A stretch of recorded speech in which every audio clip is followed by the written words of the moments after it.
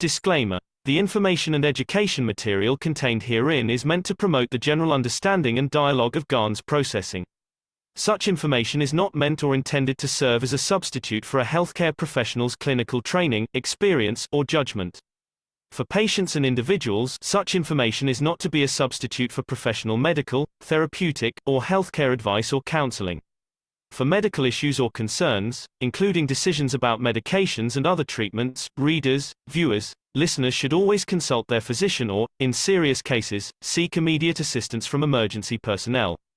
Prescription information, procedures, and use of medical devices information should be undertaken only by properly trained and certified medical personnel.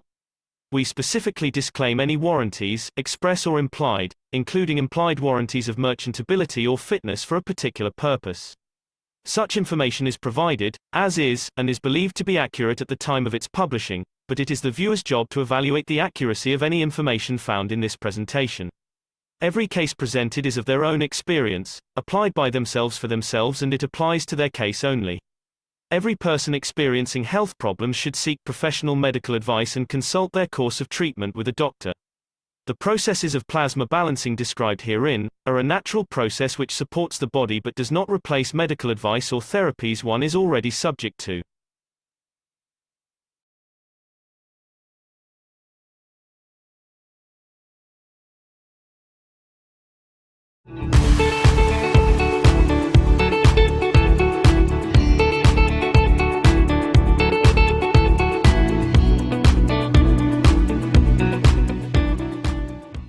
You taught us before that nano means singularity and release magnetic fields.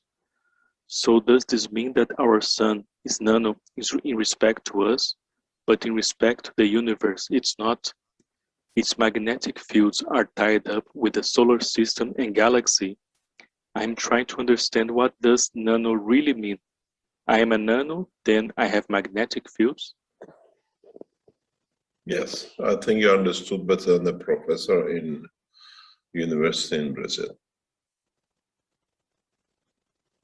This is how the solar system works as a nanostructures. And through their magnetic fields, they create the condition of the connection. In a human life, when we get together and we make connection, for example, we hold hand when we are in a circle. In the world of creation, magnetic field lines is that holding hand with the next connection, next item, next star. And that's all it is. Holding hand with another star, holding hand with another cell, holding hand with another galaxy. It's a physical arm of connection of one with the other. In the world of man, we put our hand out, become magnetical, and the other person puts a hand in toward us, he becomes gravitational to us. In the world of plasma, we become magnetically, as a plasma putting your connection out, and when we find another hand, another field shaking or connecting to us, we create a communication. From being a nano, we become a molecule. And this is how life is in the universe. We call it gravitational or magnetical. In human life, we call it the shaking hand. I put my hand out, you put your hand to me. I become magnetical from me to you, and you become gravitational to me because I receive your field.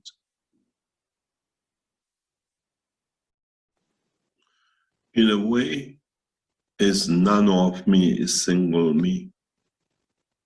When I shake hand with the other one, is become molecule of me and another person. They become characteristic of two. It's like when you're trying to pull something on your own, you don't have the strength. But if somebody else you give a hand to, and they hold your hand and you pull together, now you can pull an object, you can make a connection with the object. So now you become a molecule of combination of. And this is how we work. We are individuals. Nanos is individuality. And then it transfers into molecular structure to lock in to have more strength. And in a way, if you look at it, you're a nano. If you're in a circle, you give one hand to the guy in the front, you're giving, and another hand behind you, you're pulling the person behind you in the line. This is your gravitational, your magnetical, but you're still individual. But collectively, it becomes a molecule, it's a connection now. And this is how the stars work. This is how nanomaterial make connection. As they give, they receive. And this is how the technology of life is, creation is. So a continuation for this question is, can it happen that an atom decides on his own not to join with another as a molecule? Are atoms free to decide? Yes, it happens all the time. That's how our skin is created. That's how you have a surface of a material, how you have a surface of a stone. The surface point of any element is where the element cannot find a connection with its next similar item. In the body of the man, your neural system is a connection of the ganses in a nano gans structure. And when it comes to the end of your nerve, that nanogans structure changes to nanographene structure of the same cell and decides that's the end of it. I don't want to make any more connection, and becomes the end of your nerve system. As we were talking about the graphene, which is a nanocrystal structure, nanocrystal structures are end. They do not give any more connection. They don't create any connection. They transfer all the connection to the center of themselves in one direction. And that is what happens in your body. When the nanoplasma gans in your body changes to nanographene, the structure into your body, it becomes air, does not connect, it becomes a surface, becomes the end of your neural system, for example. And it's the same when you do not want to extend anymore, which you want to be to what it is, this becomes your surface, and that's the end of the what we call a structure, where the cell does not want to make any connection to add another similar cell to itself.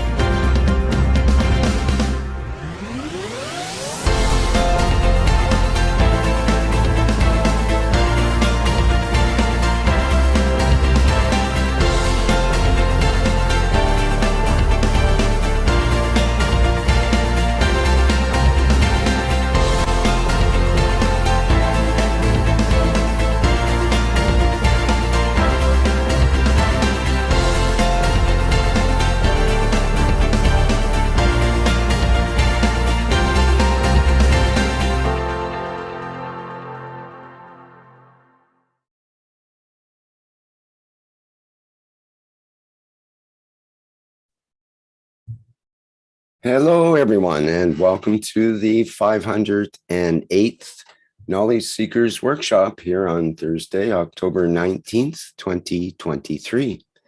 This is a broadcast of the Keshe Foundation Spaceship Institute Education Department and part of the public teachings in English. My name's Rick Crammond, and I'll be your host today.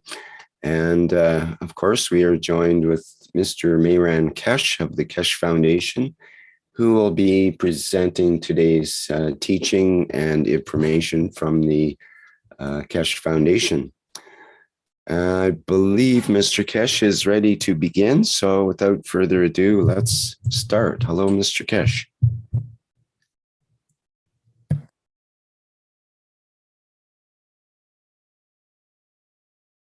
That you, as usual, whenever and wherever you listen to this series of knowledge seekers from Keshe Foundation and Spaceship Institute.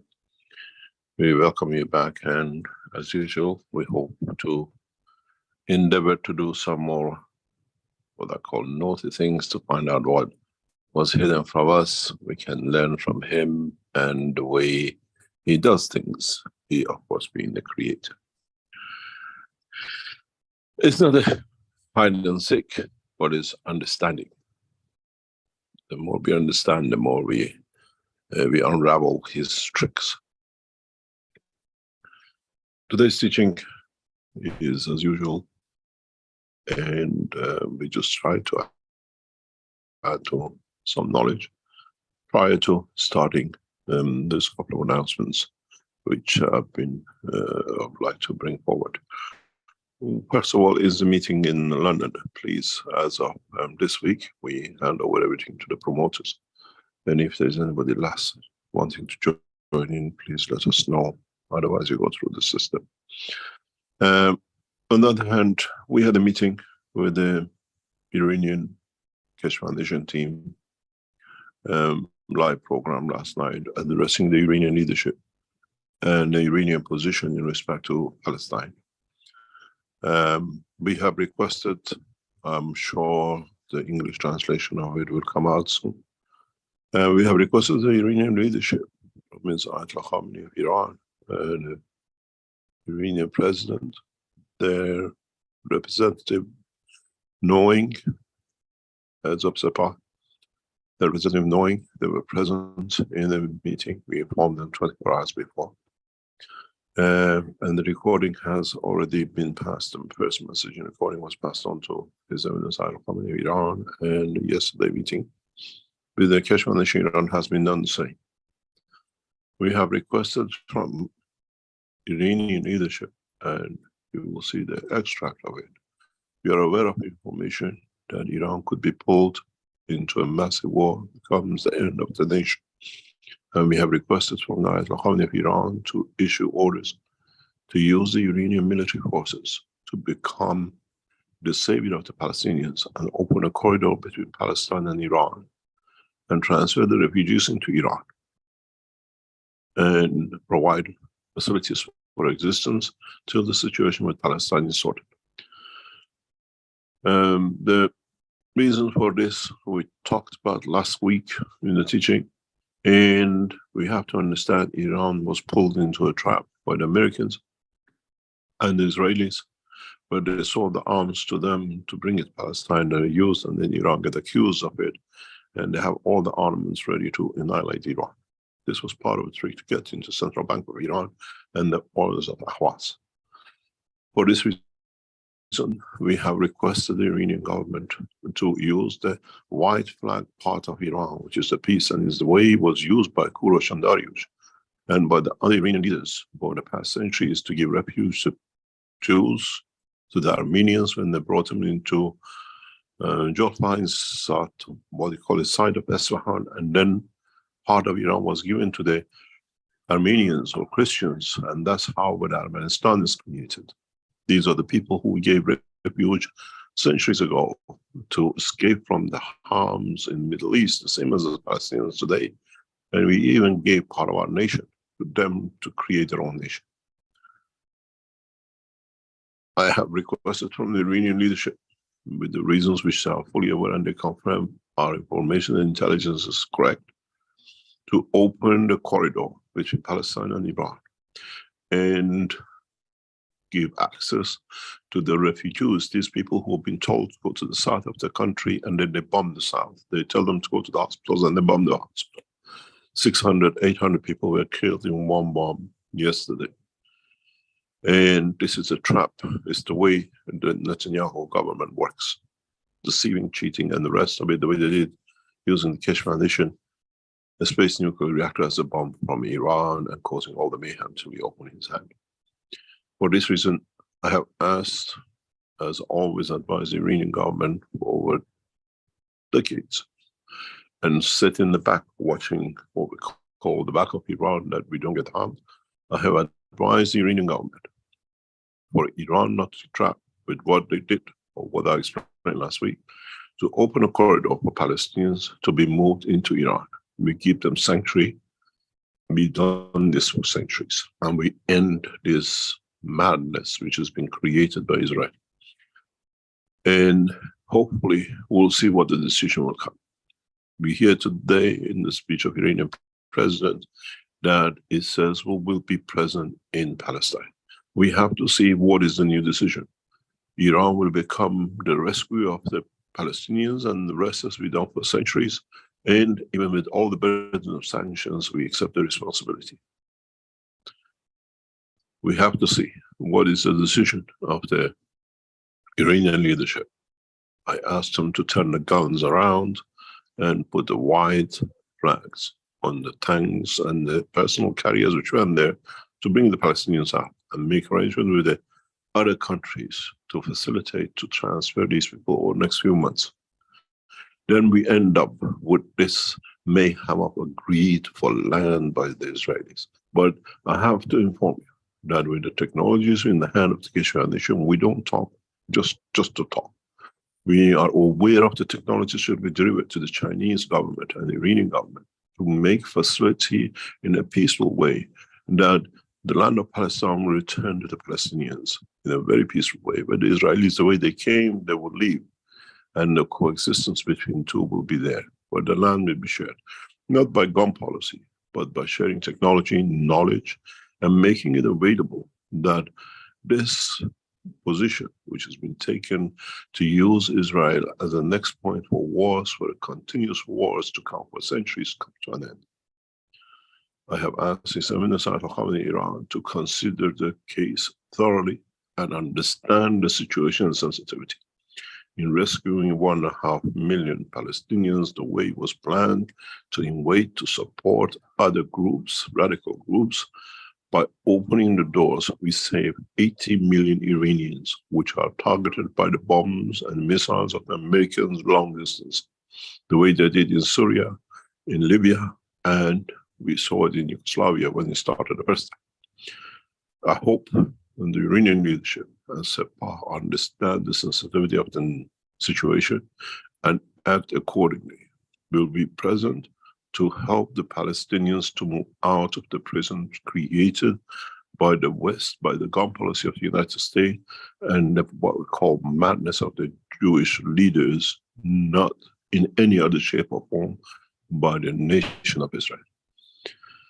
To this effect, I put my request out to both sides, the Iranians and Iranian leadership, to facilitate, if there is going to be a nation of Iran left, as the plan by Netanyahu and the American leadership was to annihilate Tehran.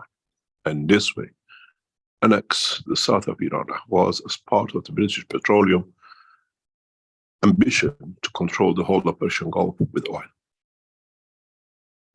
I hope we see an outcome in a different way, and the first signs of what we see, hopefully, if the information coming from Iranian president is in the right direction and not the other way, we see we'll be present in Palestine to remove, to help the Palestinians to get out of this open prison, give the land as much as they like to the Israelis. The numbers is dwindling, and as it said, we have taken the love of God from the tribe of Israel. And when the God does that, they can fight as much as they like. There'll be no sign in time to come. Going back to the other parts, the same way the London conference is set for the 11th of November. The venue is chosen, we have signed agreement and contracts, and our promoters will announce it around the world. That's their job. invitation of the ambassadors and the governments. And at the same time, we look forward to see many of you there. It'll be a historical time as the Keshe Foundation, through technology, will show the change. Through technology, we show what is to come, and through technology, we bring the change. And in so many ways, Keshe Foundation knowledge seekers, for the first time, we have allowed this to come in, have made a star piece in gold color as a star patch in the store of the Keshe Foundation. These are individually handmade and has a lot of meaning. It's done to celebrate the beginning of the conference, and in the coming days, we release a special envelope for the conference in London, which brings space and technology and peace together. Going back to the teaching. In the last week teaching and the weeks before, we tried to explain the connection, the understanding of the human body to the planet Earth, how we took shape, how we take shape from the interaction of the fields of our soul of physicality, and what we call the soul and the soul of physicality of the place, time, and destination. When we fall in love, we touch our love. We share our emotion, our love. And the way we touch our love, as a lover, he or she changes the way she eats, the way she walks, the way she thinks, everything to suit the lover, to fit in. To accept a lot of things wasn't acceptable, but now the interaction creates, to create that condition of acceptance.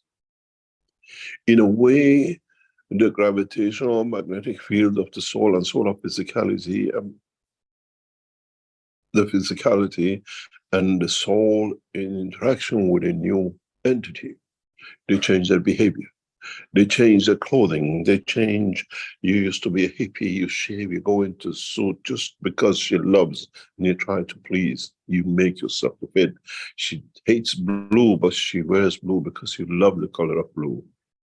It's the same.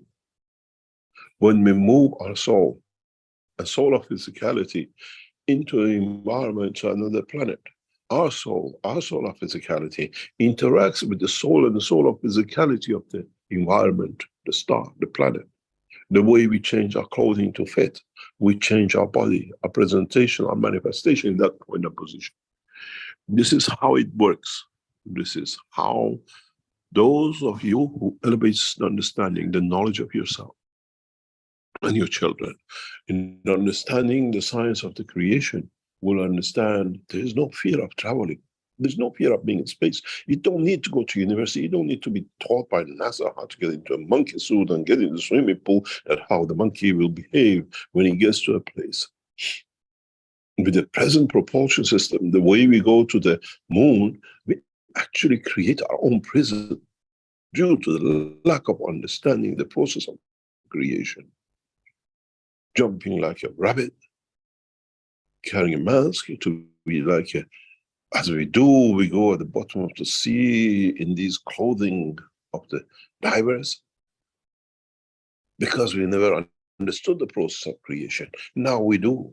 Now we have no fear. Now we understand the way we change ourselves for our lover. When we get to a point of destination, anywhere in space, we find a lover in the level of the environment and the condition. This is what our present soul has done. This is what our present physicality has accepted and manifested itself. As the interaction of the field of the soul of the man and the soul of physicality of the man in respect to its environment has dictated us to look like humans, short, tall. Depends how much energy is in the soul, how the soul of physicality and the soul of the man interacts, and then due to the inertia, which is the manifestation of physicality of the planet, we become short, tall, we become Chinese, we become American, we become Iranian, and the rest. So when you're born and you live and you've been through the position And the condition of the, let's say, Iran, you have a brown eyes, dark eyes, brown hair, or whatever.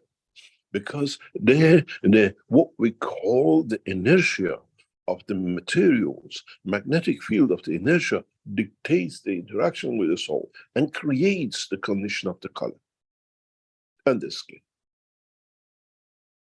Now we understand our features, our behavior, our way of thinking is connected directly to the inertia of the environment where we land. Environment of England dictates such a color.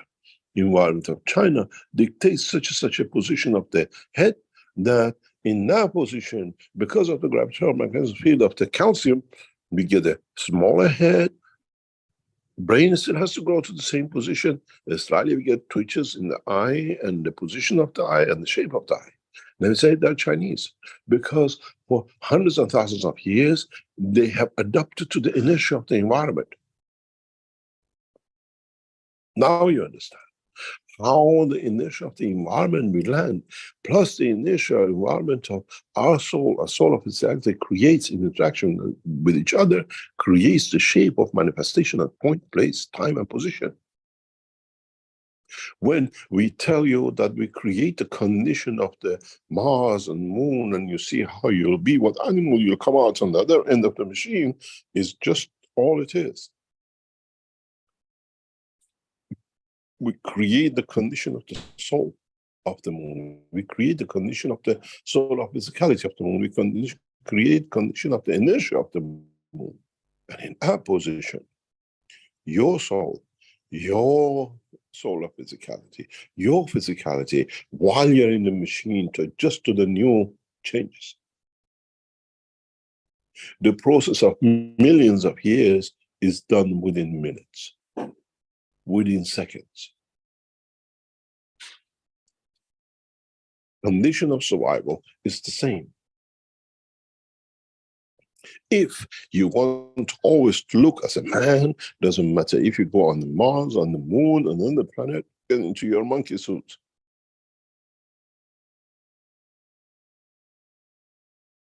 And even then, there is no guarantee you come out of it as a monkey.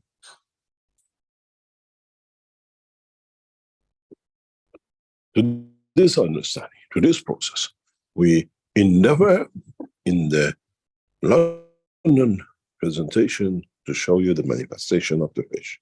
If our scientists manage to understand the process they'll give, I always said, one drop. Now you understand what that drop is. We have our knowledge, we have our technology so advanced within the Keshe Foundation that we can take in one drop the soul of physicality and the physicality of the fish in one drop, and drop it to be manifested in another tank. But we made sure the two tanks are the same, so you should get the same fish. While I change the dimension of the magnetic field of the tank, you will see maybe the fish becomes a frog or an entity you don't know.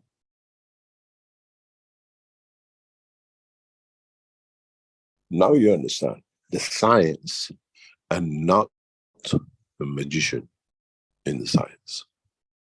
This is how you understand the process, that everyone who can make a fish to appear somewhere else does not become a prophet. Because the next prophet in another galaxy, another planet, can do another magic with a field you don't see, and you call him another prophet. So you have billions of religions and you don't know which way you go, because you never understood the reality about the process of the creation. So everyone becomes a magician. And everyone becomes a prophet.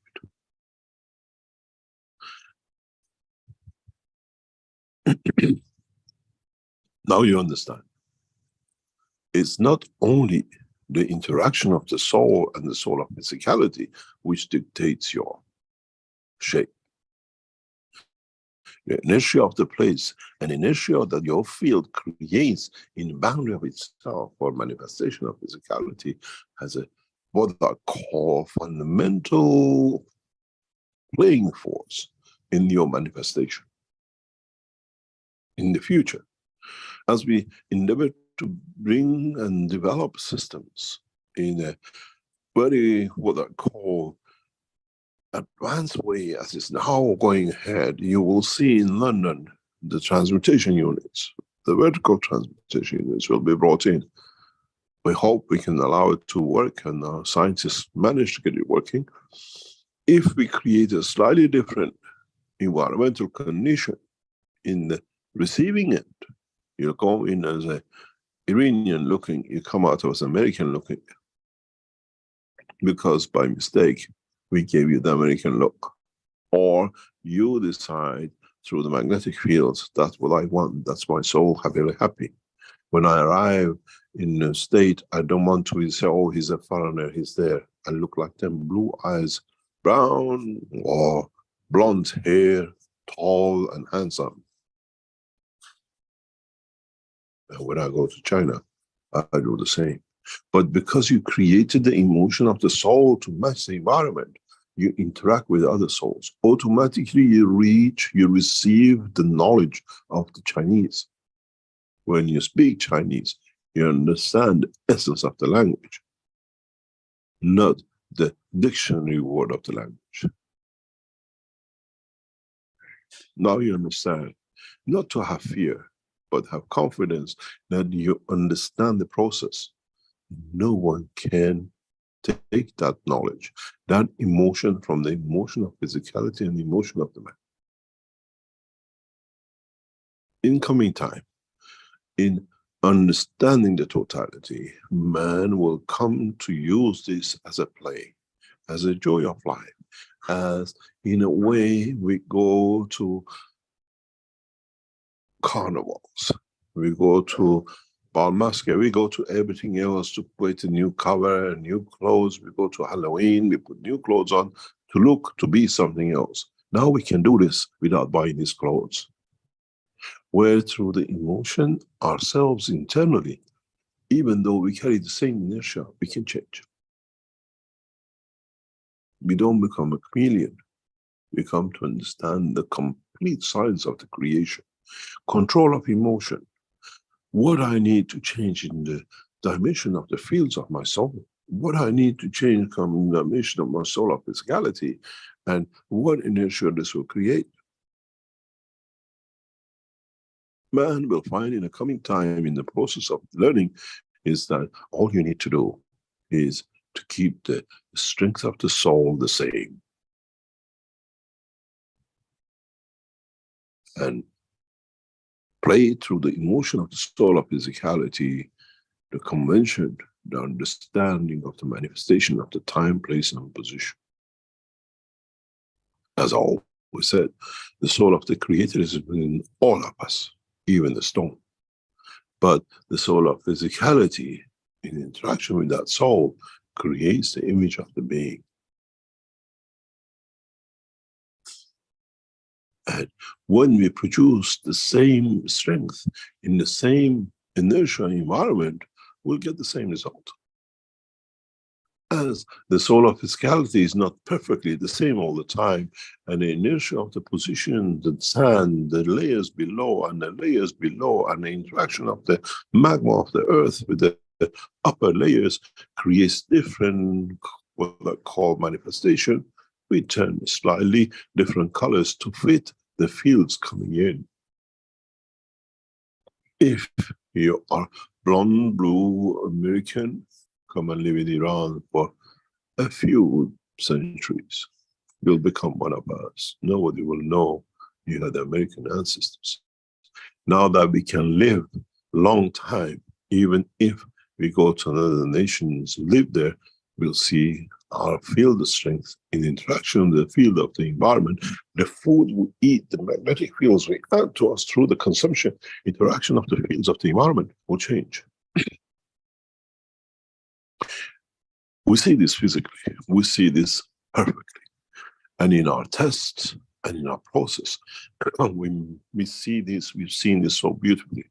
In our test with the Chinese military in the past few weeks, this was absolutely clearly on the card.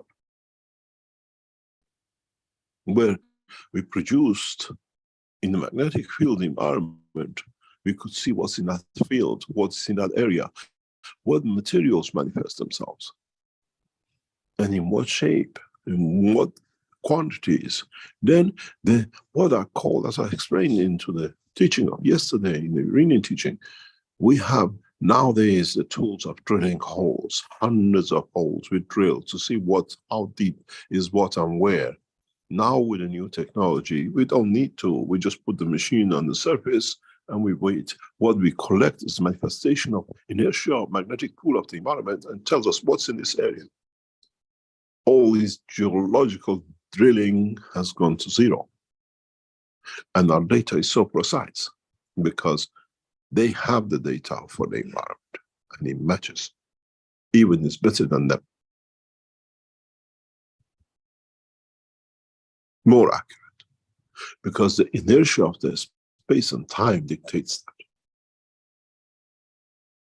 So, if we understand this and use this knowledge, we can see, we can dictate what inertia, what material, what composition of the field and environment in interaction with your soul and soul of physicality will let you show what you will be.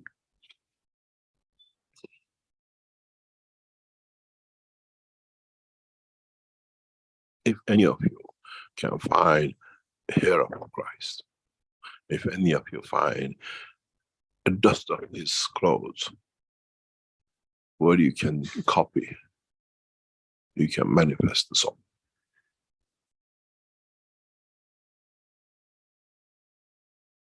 As I said in the past, in the upcoming time with the knowledge we have, we're flock of the prophets, which they say they hold, we can see the essence of the manifestation and the instruction of them, and not by the man and by the cheaters and the rest in different names.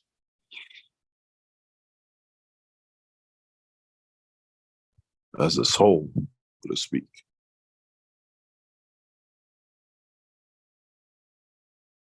You remember when I tell you, when you eat the food in your digestion system, the small amount of it allows the fields of the universe to be absorbed. That 20% is a trap, is the link, is the connection. When I have the flock, when I have a hair off, it's again that 20%, which bring the soul, connects to the soul, and let them talk. And let's see how we meet the soul of the prophets of the past.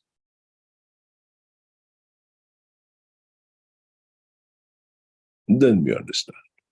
The new science brings reality to existence. The new science, understanding the process of creation, does not allow the creation of any more religions, any more sects, any more whatever. Because it's you who makes that decision. You become the sect of your own interaction of the fields with your own environment and in the knowledge you receive. Then if you understand this, how easily then when you go to a new environment, in the direction, the emotion and everything else, you gather all the knowledge. The language, the emotion of the language, understanding everything else. And if you are clever enough how to interact with the emotion of the Chinese as a whole, you speak the language better than them, you have the full memory capacity of all the historical and every emotion in every cooking and everything else. It'll be a very hard time to sell dictionaries and encyclopedias at that time, because the encyclopedia of the knowledge of the source, the essence of the creation is given to you by the interaction. We do not have the schools and universities in the universe, but by interaction of the souls, the dimension we want to exist, manifest ourselves, we gain that access. Universal knowledge, collection of the essence of the creation. That's how the knowledge of the creator is in every spot, every point in the universe, as it's connected to, as it's created. As the interaction of the fields of it brings that in, and comes in the dimension of understanding of totality.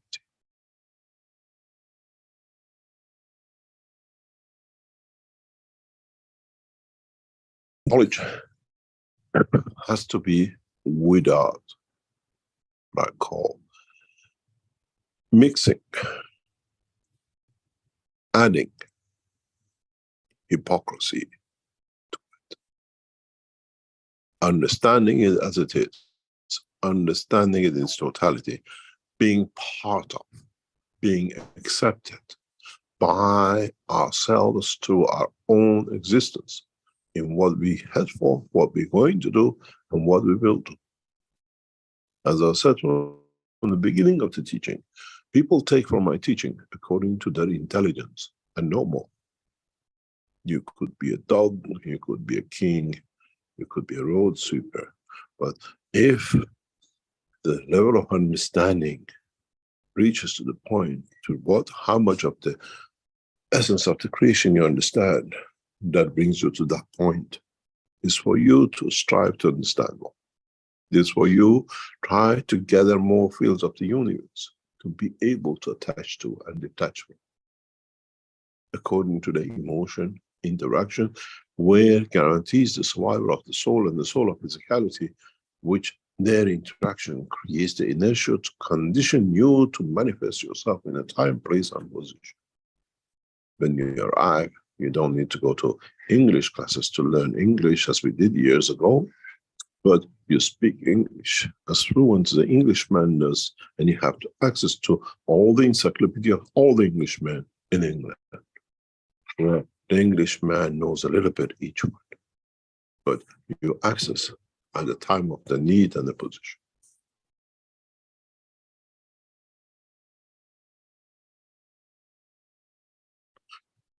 This process of creation of the fields, become most part of the important part of the Keshe Foundation. This is why for past months and years, since I introduced you to the maggraph technology, when I introduced you to the GANs technology, I keep on telling you, ignore the power supply, ignore the copper, understand the creation of the fields. The rest is literally not important, unless you want to manifest yourself in that time, place, and position.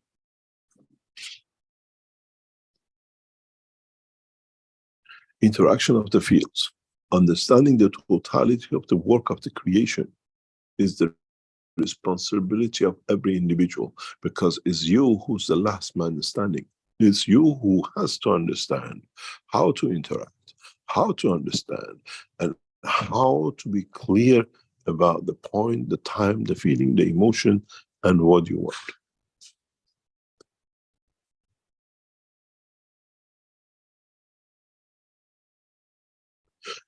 In being happy, in being content, in being in a way in love with the Creator and what He provides, is the only way man will find peace, man will find new positions, man will reach the level of understanding of his creation.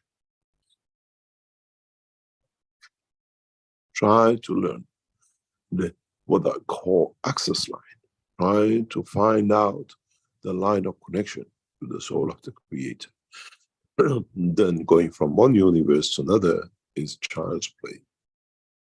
As long as you try to get in the machine and try to push yourself out, as long as you don't match the essence of the emotion of the Creator, you're in doldrums of the man and the others in the universe, trying to find a tool to move, trying to find the technology and the science to be able to go from one to another, where the Creator is at every point and every place and every dimension, and He's aware of all the knowledge that what He has created are creating energy. Reaching the condition of the understanding and the work of the soul of the Creator is as easy as drinking a cup of tea, a glass of water. It's you who has to endeavor to fill that cup up, that there's a water in it to drink.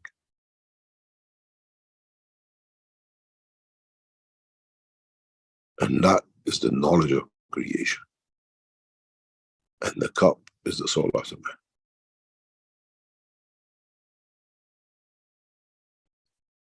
And you don't go the way the man does, the bigger energy, the bigger soul. You go for the essence of common denominator of connection. You find your path.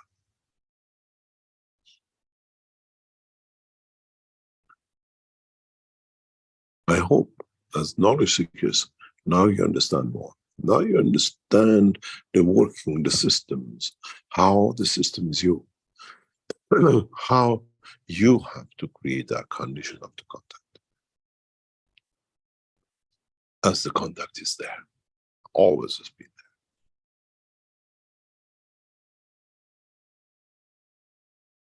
there. I was telling someone some time ago, they say we can hear specific noises coming from certain direction of the universe. It could be from civilization or whatever. That noise has been there for billions of years. We didn't have the tool, we didn't have the knowledge to acknowledge its existence. So there should be no surprise. The voice of the Creator is the same. The emotion of the essence of the love of the Creator is the same. It's always there. It's us who have to understand it. When with it, we become mature. It's very much with the spring and the river and the brook which the spring creates. The water will always come in the same purity at the point of the spring. And depends how far down that brook, how far down that river which the spring created you live and you decide to drink. And how much effort you will make to find your way to the source. But the water, the taste, the mixture is always in essence the same. It does not matter what and which animal, what dirt and what soil and what else has been put in the river to get distorted, but in essence it's the same water. Added to create the water on the top is crystal clear. Down the river, down the brook where you collect it is brown, yellow and every other color. Exactly how the soul of the man, the river of fields of the interaction have a stain, cycle of the life of the man at the point of manifestation on that. The tainted fields. But in essence, if you clean the water, you come to the source exactly as is the top. That cleansing, that connection gives you direction and motion and understanding of the essence of the creation and the source. It's you who has to decide how far up you want to go before it gets stained. And at what point you get that you can join that spring that you start, understanding the totality to the end.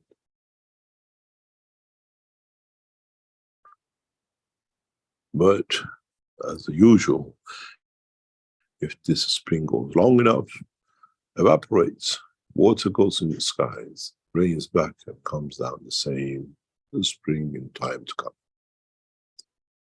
And that's the cycle of creation. Are you in the rivers of it? Are you in the state of the cloud?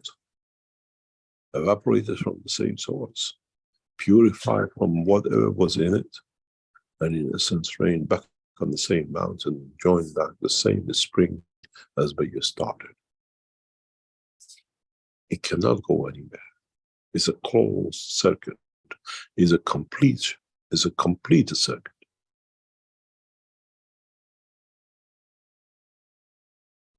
When you get the waters of the oceans evaporating, traveling halfway around the world, and rains on you in another part of the world. When you taste that rain, you collect it and you drink it. Do you taste from which ocean it came?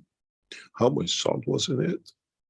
What did the fishes did in it? How much dirt humanity added to the ocean? No. And it's the same if you understand this in the essence of creation. And it goes back into the same mountain and it comes out of the same spring.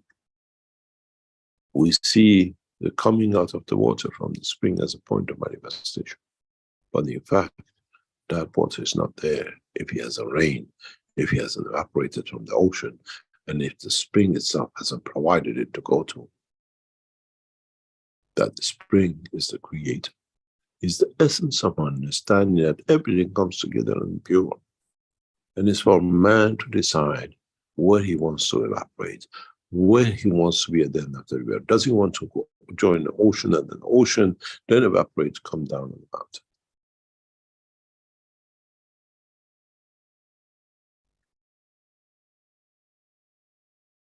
Now you understand how easily man can dictate his own position, his own destination, through understanding of the process.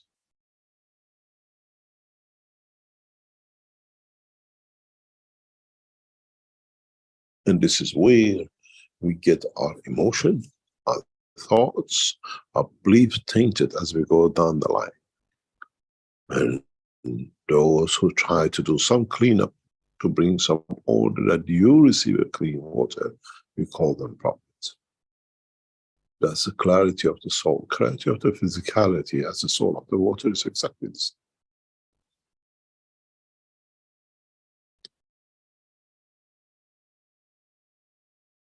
Now you understand. Creation, understanding the process of the creation of the fields of the universe, connection of it, as was in the introduction, in talk with the intro, we're all connected.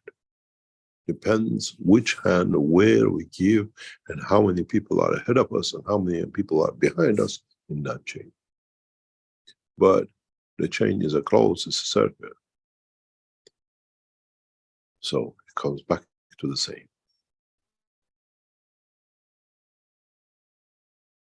Please try to understand the interaction of the fields.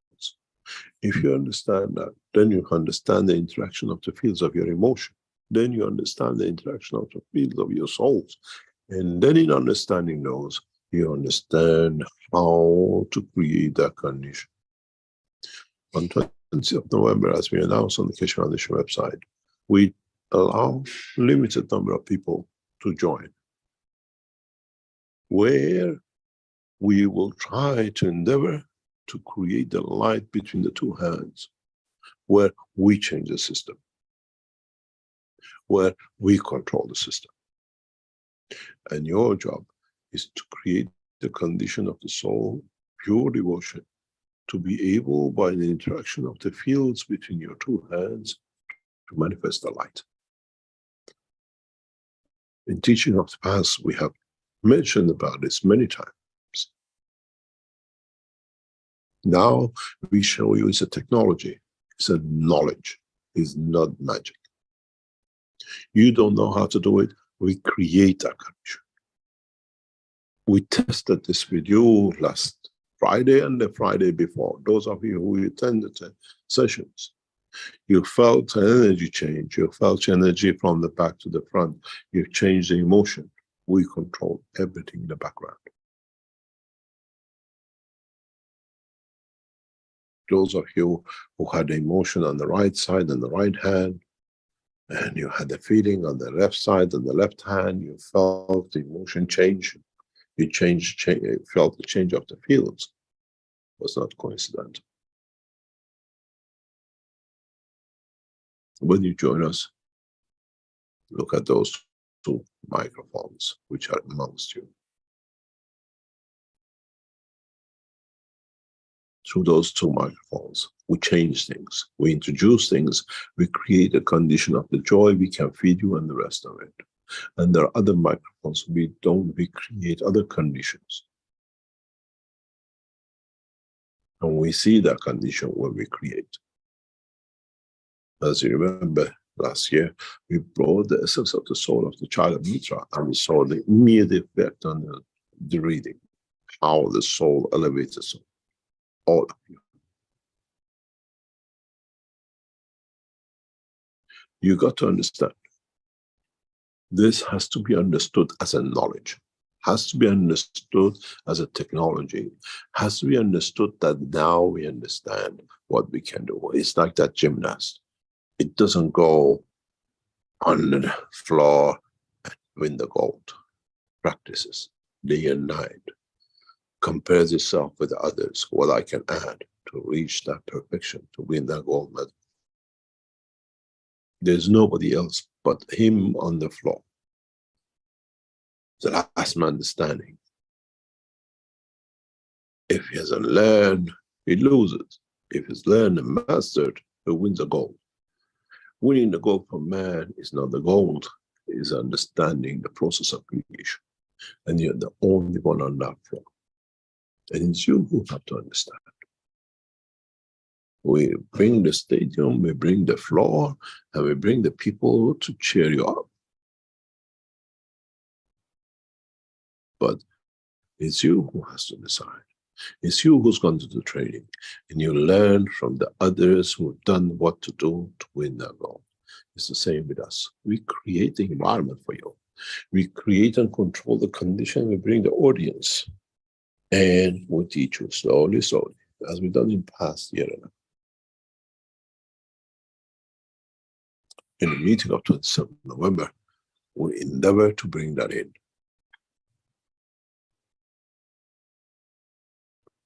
In the last Friday and the Friday before, you felt the emotion change, you felt something happen, you felt something is about to happen, or your emotion changed, or you went through. We watched it, we created it.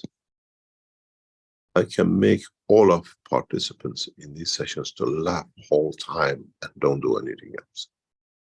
And I can make you cry at the same time.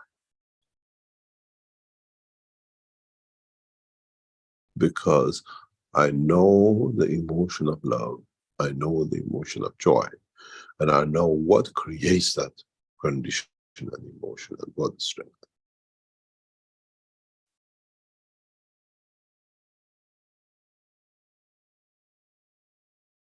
In the process of the knowledge, in the process of understanding, in the process of gathering information for you to have, to understand, to have a track record of, that you can repeat, we test everything to its perfection.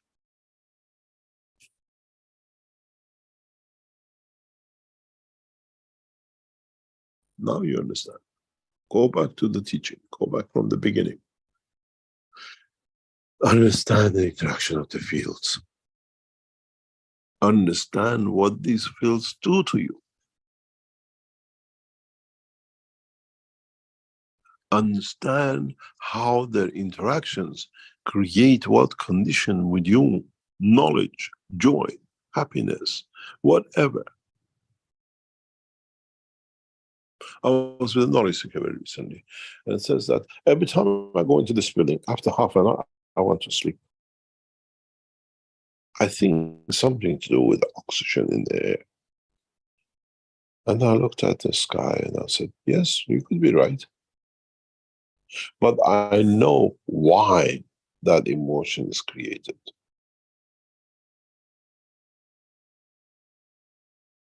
I can create the same emotion in the house. Where she lives, where he lives, where they go.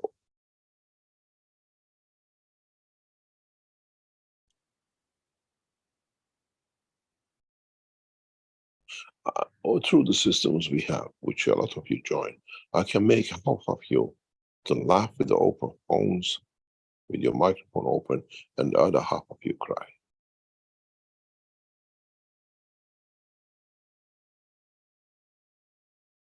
Look at the data. Look at the voting in the screen questions we ask at the end. We've collected all the data we need.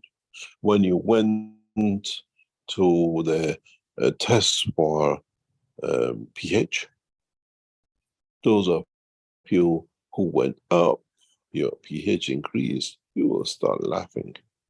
Those of you who pH goes lower, you will cry. Those of you, when we went for the test of insulin, where it increased, if I increase more in the background, you'll be so happy, you'll be like drunk. And those of you who went down, you'll be as sad as depressed. When we do these tests, We do to understand how to make you, in the process of understanding, that the system creates a normal condition in all time. This is how those of you who go through the wellness centers find out we change your emotion from depression to happy. When I came to the session 6 weeks ago, I was so depressed. I had a depression. In 6 weeks, I don't feel depressed. My life has changed. I've become a happy man. I can live again. We didn't do magic. We did exactly what we did in the session of last 2 weeks. But we give you time for you to understand. Those of you who go through the wellness centers, you've gone through these processes with the doctors. You go in for 2 days, 2 sessions, because the body needs to learn to the next session, to the next session, to the next session. It's not magic. It's understanding what field is missing that you can enhance. This is the same as what we say. We add to the energies of this planet to change the condition that the man does not kill. You put gases in the rivers and gases continuously produce, or in the room, and you say, this happens, happens. This is what we do. This is what the conditions are. But we are more, we have more, we access more knowledge in a deeper way. I carry the knowledge of the universe. So I have to play slowly, slowly. Otherwise, if I run too fast, the child chasing me will fall or gives up. And it's no fun running on your own. How many times you played the game of, I can catch you with your children? He or she runs ahead of you and you say, I catch you, I'm catching you, and runs as fast as he can. Or you run in the front and says, catch me, and runs as fast as he can. But you know he can catch and you know you can run away. But the whole purpose is to create that joy and let the child feel I'm part of it. And this is exactly what I play with you. You take from it according to your intelligence. Some of you feel behind chasing, and some of you feel ahead being chased. But that chasing is through your own soul and your own soul of physicality and the knowledge you gain.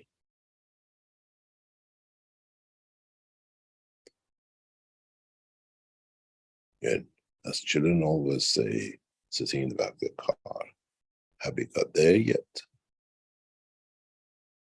Are we there yet? And that's a question you have to ask yourselves. How I got there yet to understand.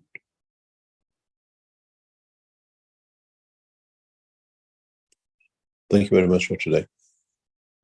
We go for a break as usual. The same records the whole thing, and the whole way we kept it that way, as the knowledge of the man has to be added by the man himself.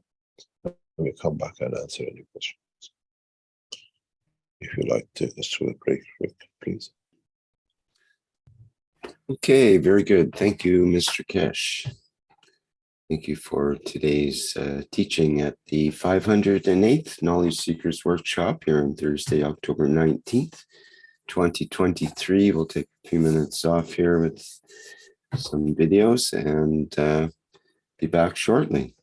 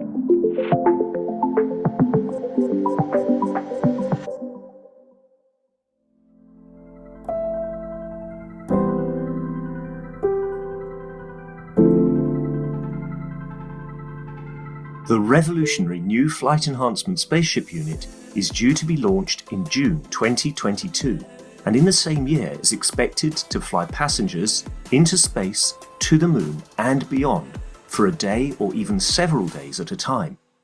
There is no need for the Flight Enhancement Spaceship Unit to carry food or medicine, as it is equipped with the latest space technology for transportation, transmutation, and deep space operation. This extraordinary breakthrough technology ushers in a new era of travel without the need of fuel, food, or medicine, even during the longest excursions into deep space. Each spaceship unit has a 4-passenger capacity for long or short duration flights and has the capability to travel between cities on Earth in a matter of seconds to minutes, depending on the distance and speed. This ability to traverse massive distance in such incredibly short time is not just a breakthrough for human transport, it also completely revolutionizes the transportation of goods and cargo, and will rapidly overcome the need for one of our most polluting practices, namely marine shipping, as it finally breaks us free not only from the combustion of heavy diesel, but from the combustion of any fuel for propulsion in the future. The Flight Enhancement Spaceship Unit, a new paradigm in space travel, space medicine, and space technology.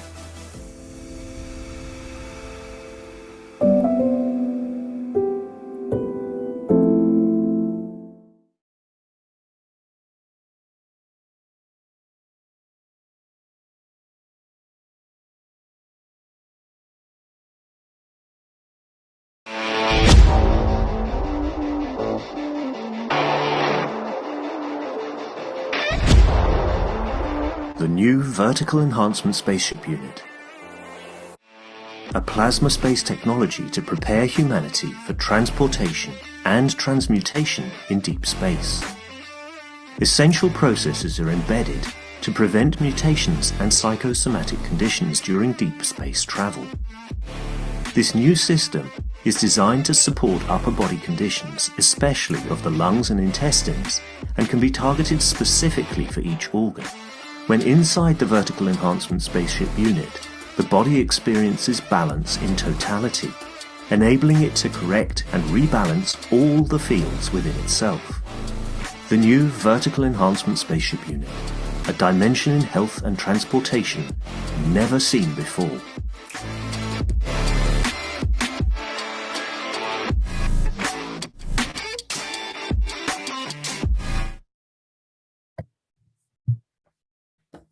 Okay, we're back again in the second half of the 508th Knowledge Seekers Workshop here.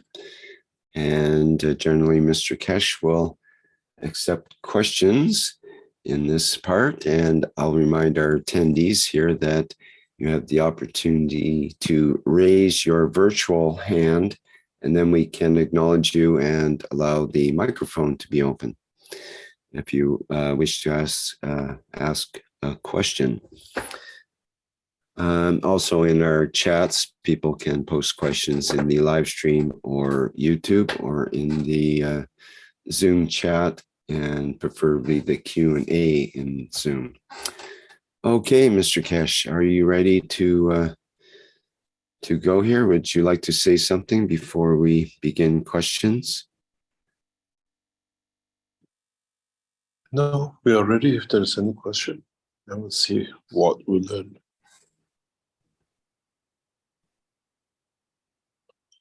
Okay. Yes. Let me see. There was a question, I think, from Pierluigi.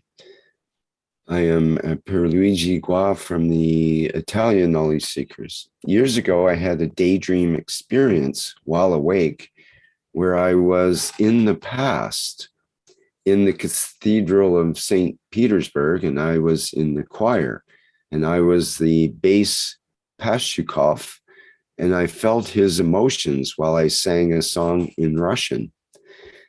If it was transmutation, can one then transmute in the past, go back in time and see where and how our ancestors lived? Thank you. There are different ways to connect this way. There are, if you've been there, you're part of it, you carry that emotion. You know you've been there, so it's part of it's like your DNA. You got a blue eye from the grandmother. But the recording of the body of the man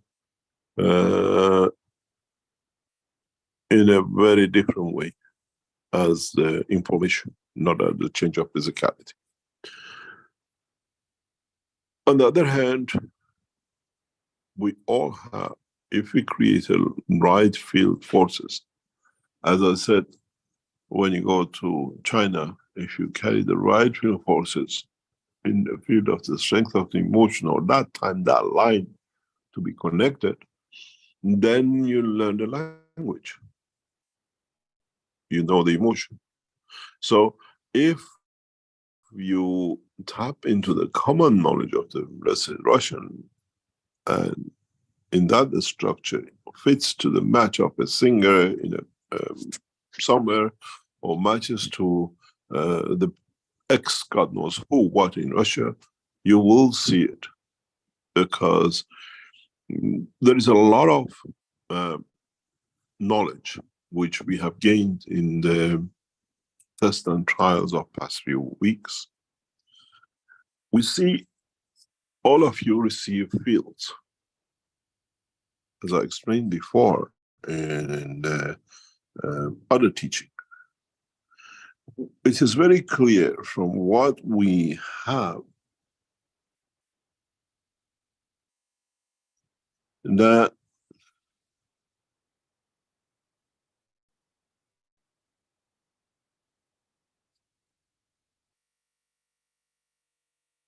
I'm trying to open the whiteboard that we can explain to you.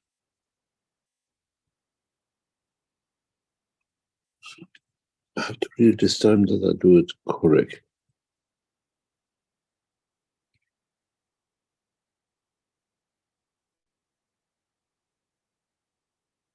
Okay, maybe we have solved the problem of it.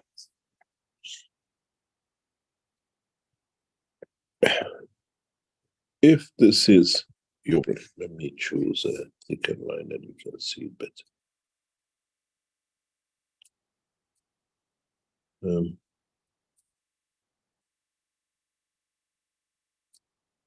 I think this gives me a thicker line. Okay.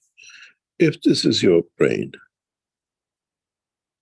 you have a little bit of, which actually affects your due to spinal cord, and your soul is somewhere here. Your eyes are somewhere here.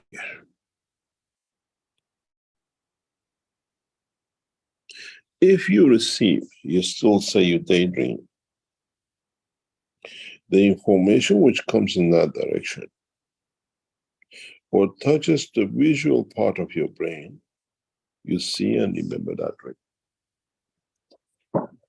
If you don't, if you receive the information in this direction, from the back of the soul, in this direction,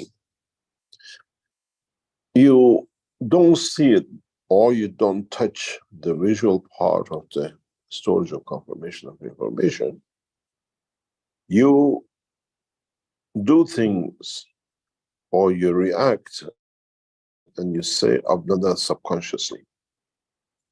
But in fact, there is no subconscious. In our test shows, we have a clear division in this part. And it depends which way the information comes to us. We still add that to the energy of the soul, the information of the soul, and then in its interaction with the soul of physicality, it will be in other parts. You hear a noise because that feeling strength matches the noise. This is visual. You don't hear sound through your vision, but you see and you hear. So that goes in interaction with that.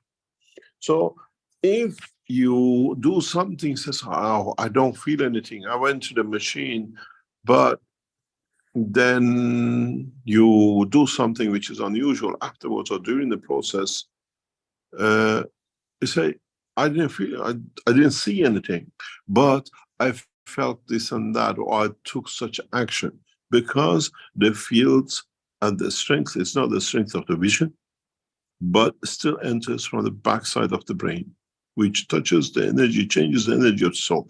And it's not just the soul, because when you are in that process, when you are going through, there is a blood circulation around your brain. So this field has touched the soul of emotion too, which changes the gravitational magnetic field interaction between the two and creation of the fields of motion.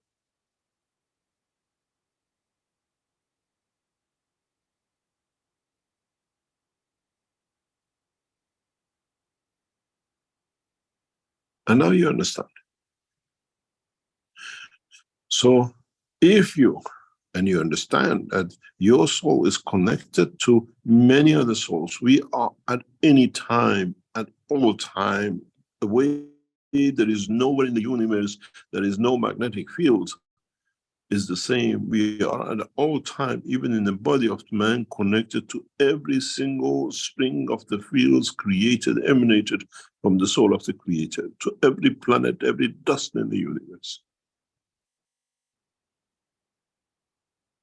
When you draw a magnet, and then you draw a magnetic fields, and then you say they come back, or they expand in different ways, depends, this is at the strength of your magnetic field of your vision, or this one is at the strength field of your magnetic field of the cry, or this one.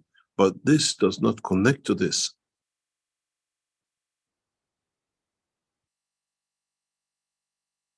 So now we understand this. We clearly, we had people who came in, they sat in the machine, but then they changed their life, they changed something in the way that something goes on. Oh, this happened subconsciously, or this happened. Why it happened?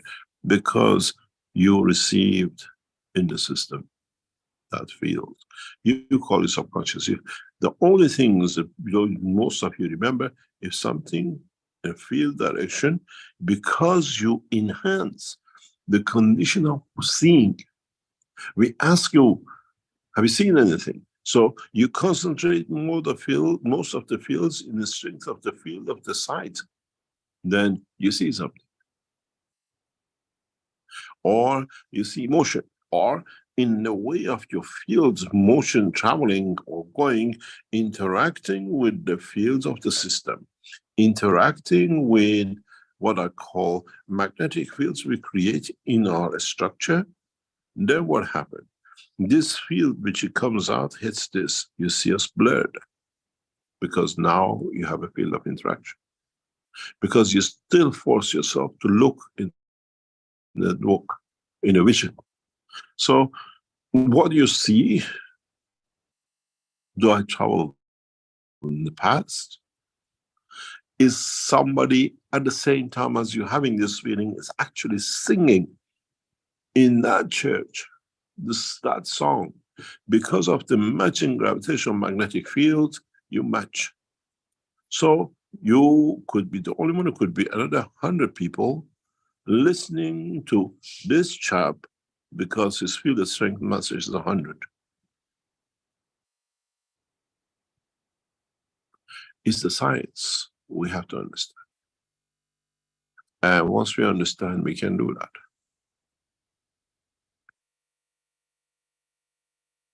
At that time, at that field of strength, you match the boy who sang, or in the what we call the dimension of the solar physicality, and what I call memory disk of the DNA, you call it, that information has imprinted because you were there sometime in the past. It's the way you go somewhere and say, I've been here before.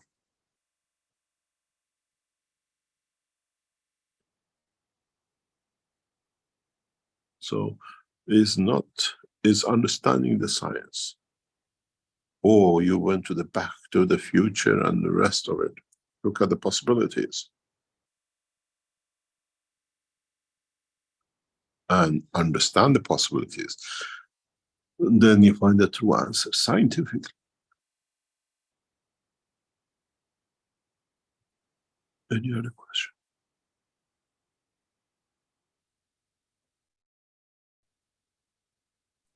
Thank you, Mr. Keshe.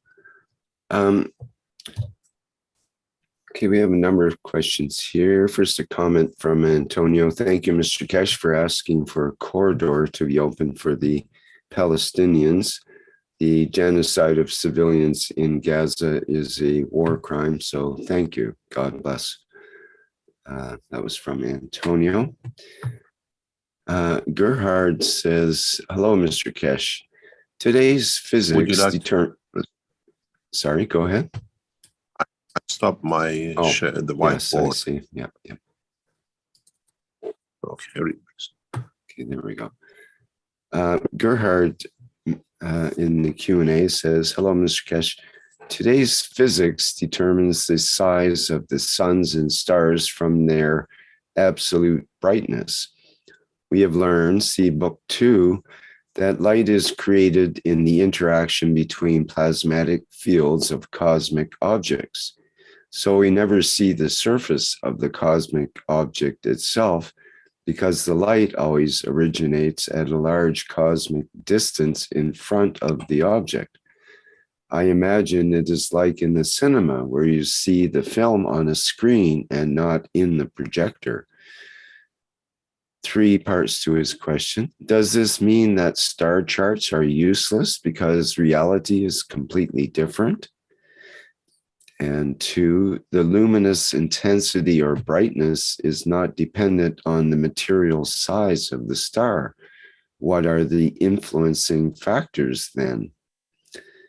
And 3, are specific MagRav maps used for navigation in space for those who travel by donkey? What he means is UFOs in the universe.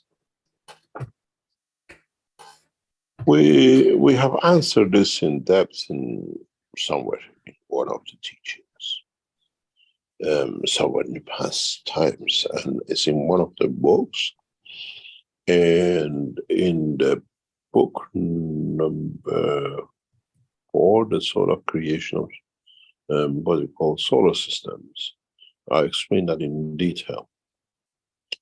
I had a discussion with Dirk Loressens, how we're going to show this, how we're going to create a visual picture for this. You got to understand, you have the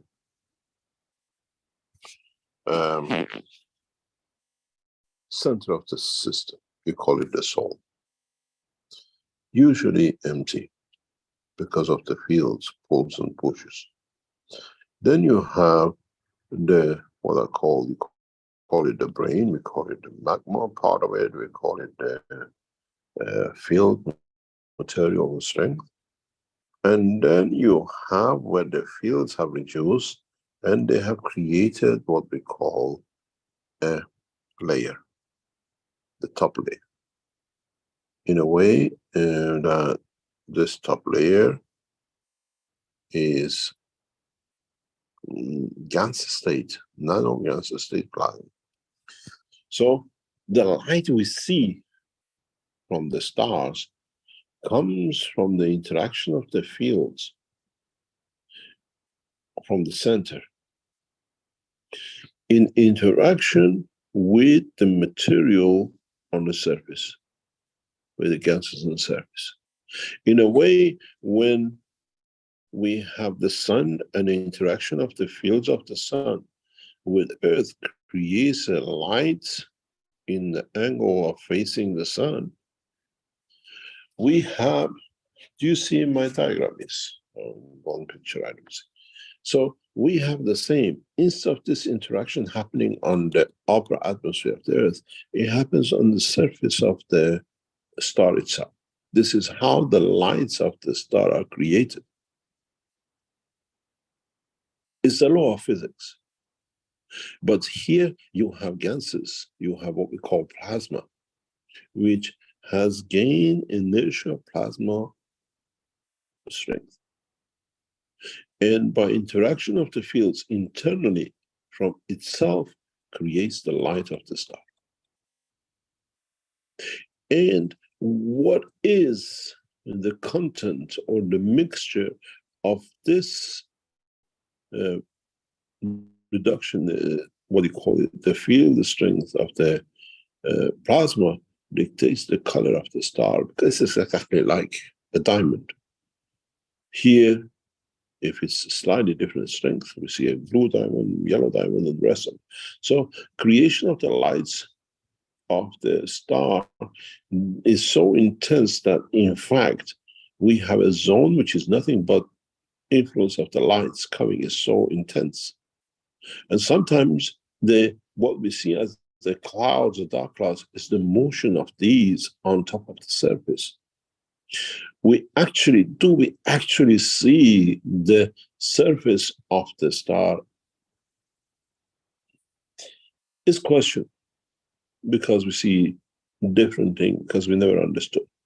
But in the future, in this magma section, would we be able to find the actual surface or physical surface of the star? Is possible. So what we see is the field, intensity of the fields. It's very much like a cloud, but because it's mono-energetic, you get this. This is why when I tell you, when you have the UFOs, you have the same problem. With the UFOs, you have a central system, which is the soul, and you create the fields on the other hand for the interaction. Due to mono-energetic of the center and the field created as a protection, you always get a silver color. You see a bright color, mono-energetic, because of the same reason. We create this and this from the same source, so the same plasma. Then how you dictate the fields of this B dictates, and there are ways to do it, to create a dark matter, dark energy.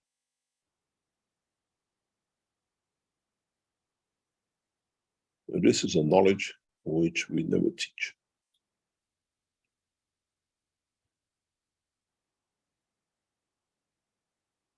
If you read the paper about the creation of the black hole and you understand the true knowledge given, you understand how you can make UFOs, how you can make flying objects which are dark in flight. And because they're dark and they are created that way to absorb all the fields, you can never detect. This is how the Iranian forces annihilated the American base in Iraq. And this is what knowledge Iran will never pass on.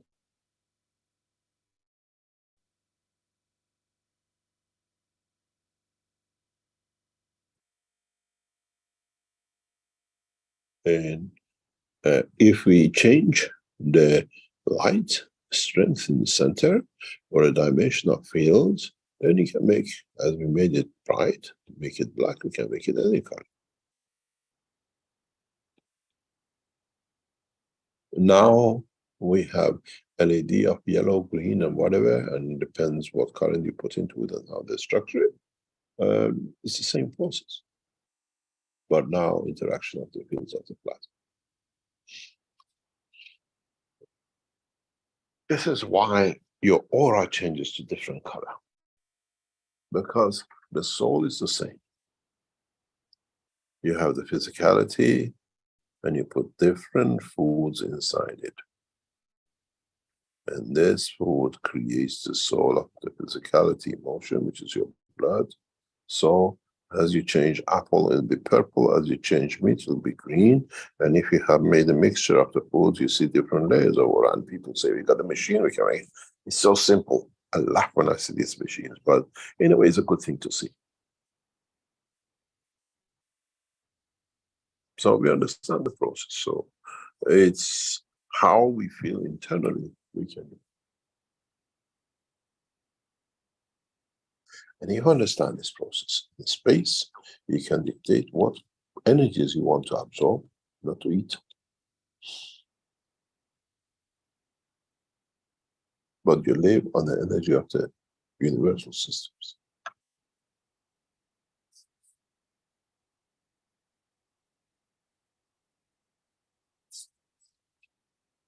Any other question?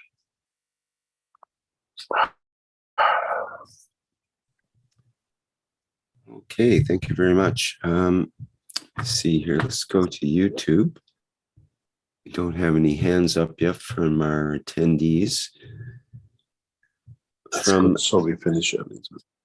Everybody's happy, I guess. From Freed Planet, dear Mr. Keshe, this is in YouTube. Thank you for the new info regarding Palestine. My question is, why do people think that the situation has to become worse? Is this the insidious message in the Bible and other books that Armageddon has to happen before the golden age comes? Is that not Armageddon at present? Is another option to see peace as the only way forward? Armageddon is within the soul of the man and its interaction with the soul of physicality. When man reaches balance and understands the two and how they interact, you got to understand the whole structure is amazing. Sometimes I look at it, I had to look at it again in past few days, and the situation, which is, as you say, in Palestine. When the Palestinians were centuries ago, they kicked the Jews out. When the Jews are there, they kick the Palestinians out. And it's very funny, when you go to Israel, if you get on the, I've said that before, if you get on the taxi with a Jewish driver, and you go to Palestinian place, he takes you to the wrong place. If you get on the Palestinian taxi and you want to go to a Jewish area, he'll take you to the wrong place. Two things. The GPS is designed deliberately for these kind of things. The Jewish GPS is different than the Muslim one.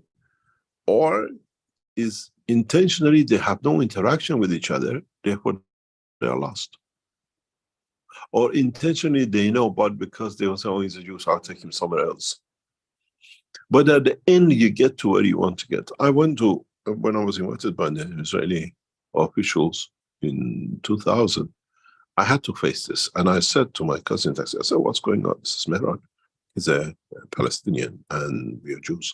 And he knows where it is. We went up and down the street in one location to another till my cousin asked in Hebrew from a guy who says, now you go there to taxi. But he knew where he was going.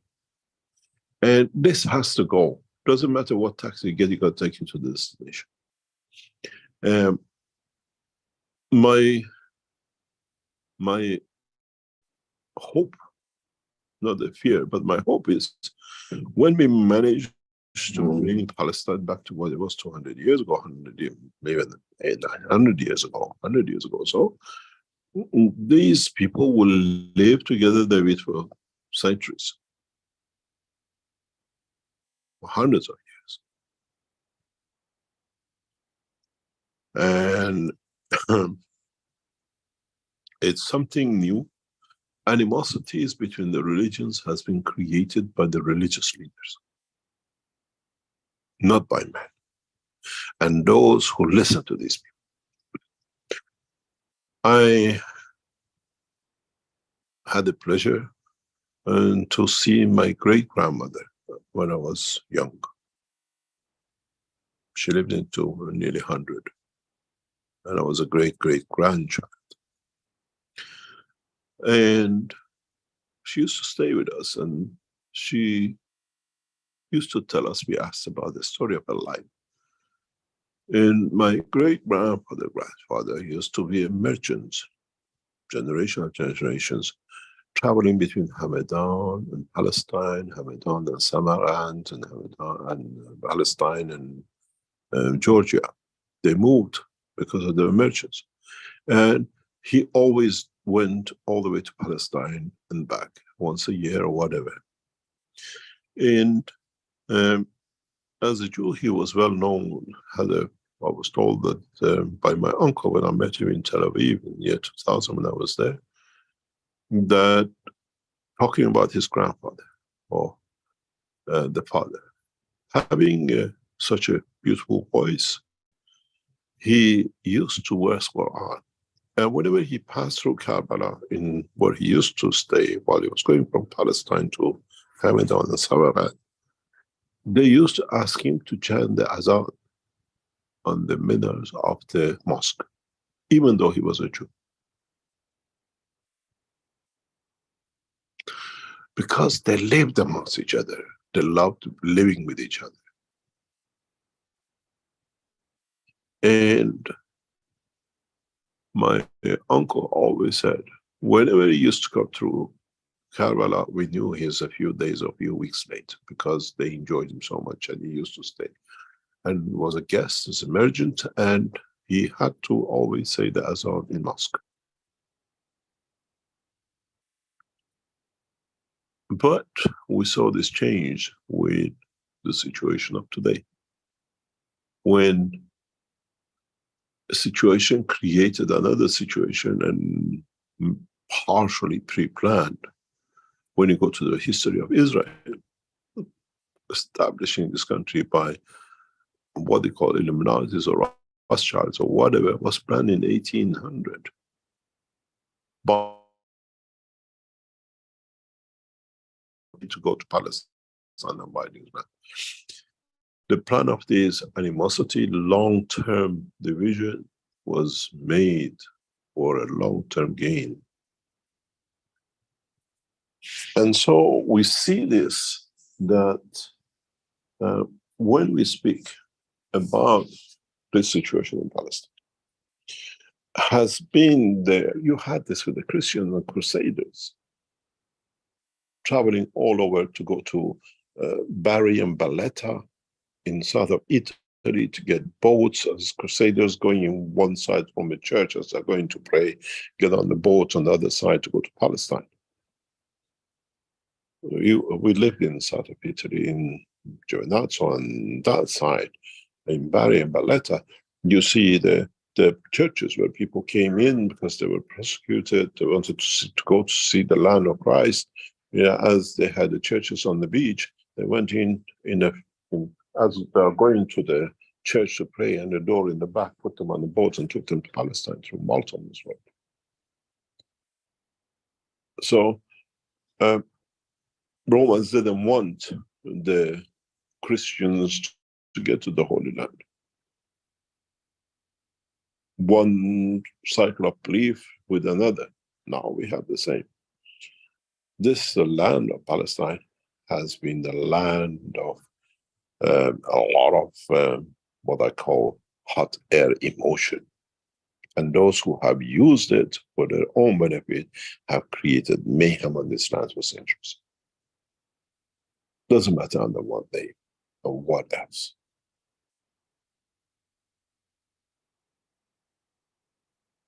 Doesn't matter if you're a Jew or a Muslim. It has to be the love of giving the other the pleasure that completes their cycle, not to take and destroy. It's very funny. I explained to you, I've been in this position so many times when I was a young age. And me and my cousins used to laugh about it. And sometimes it was a joy to do it. As you know, by the Jewish religion, on the Sabbath, when they set the table, the prayer has to be said. Usually have to have enough men on the table. Doesn't matter if you have 200 women, doesn't count, but you have to have the right number of males, even if it's a little 1-year-old boy or a 90-year-old man dying, around the table to be able to tell the prayer was started, whatever, the Sabbath. Knowing half of my family are Muslims and Sayyids and the rest, and knowing my other half are Jews, my great aunt used to call my mom, come over for a Sabbath, because Sabbath is a Friday night in Iran. In Iran, we are closed on Friday. and the Sabbath is on Saturday. So Friday night it always was free because it was a holiday, it's a weekend. So my mom used to get a call from my great aunt. We are short of 1 or 2 boys. Can you come over, bring the children? And our house was known as a house of 7 boys. My cousins, Muslim, whatever, we were all together. And my mom says, boys, aunt is calling us. We knew it's time for, we call it bondis, chicken soup and everything else. And we loved it. So we all used to go because the table had to be complete. And my cousins are Muslim. And we all knew. And we used to go to the house of the aunt. Nothing to do with Jewish. Just to count, we put what we call the soup bowl, you know, what they put on their head, and sit around the table to complete and enjoy. And sometimes my Muslim cousins used to ask my mom, they used to come on Friday, are we going to the aunt today?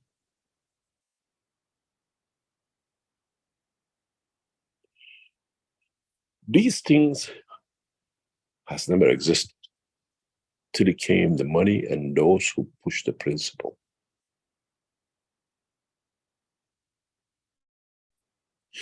I go with my Jewish cousins to Muslim ceremonies. Respect was the same.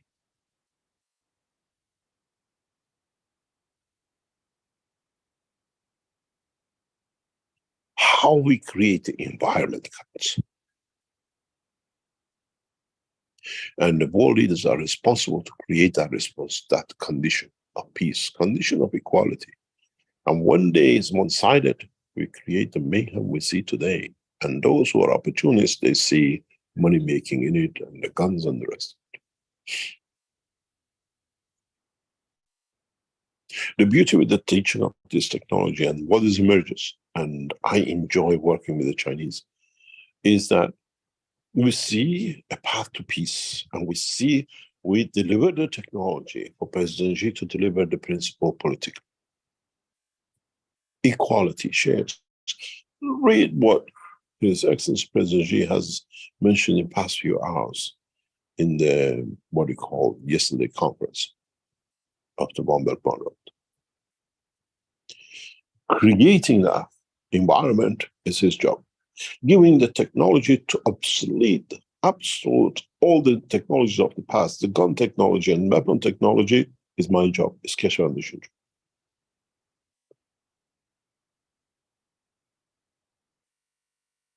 It's your job.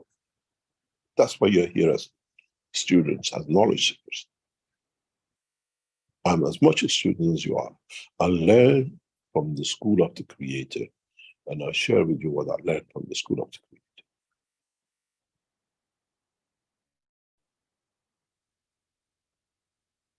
We're just messengers, we just pass the message. We are as transparent as you get the soul of the Creator.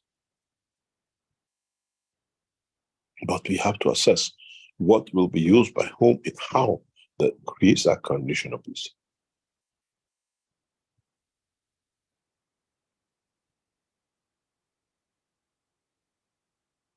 And those who think a few pieces of coin, a few accounts numbers, a few billions in it makes them any different than the others have a lot to learn.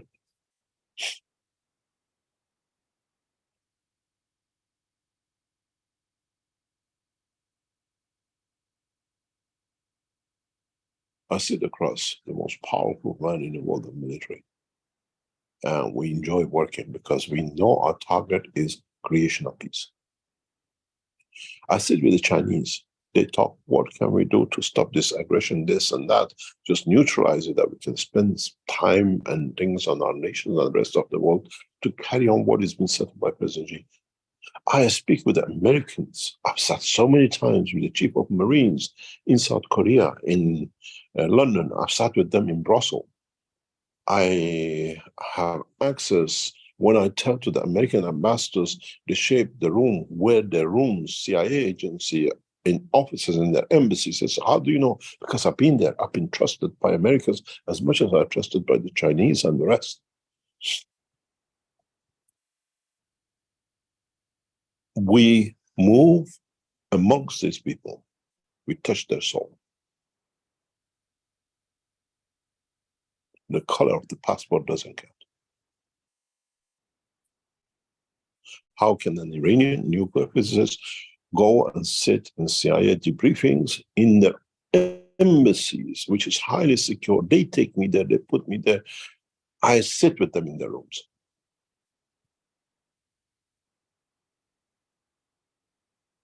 Do the same with the Chinese. In Iran, I sat with the president of Iran. In other countries, the same approach. Because we are there with a message and the knowledge of peace. And this is what our world leaders have to learn. What is shameful to me is what I read in past few hours with Biden flying in. The rest of the Islamic world refused to meet him. He says we stand by our people. It's wrong. We stand by all people. Let's find a solution.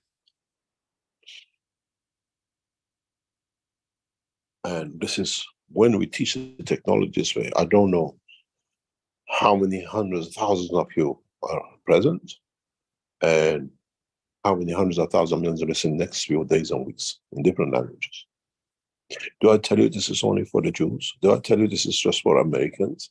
Do I say this is just for the Iranians? I had a discussion with the Iranian government yesterday. We informed them the day before. We knew Ayatollah Khamenei's office and its representative, Separ, and the rest were on the line. I came and I discussed with you more or less what was said yesterday to them. Because it's us as a human being. And there is no exclusivity. We hold certain information back because man is not ready for it. But we teach it that the knowledge is there, that it can be used to the benefit of it. So I don't tell you this section is only for the Jews. Muslims will not understand and that's it. No, I teach you, you're from Christians, you're Chinese now on the line, you're Americans on the line, you're Iranians on the line, you're Africans on the line. You all learn together. And according to your intelligence, you use it, you understand it, and it touches your soul, you go to the next step. We are not a religious sect, we are not this. We are not here to take things and run.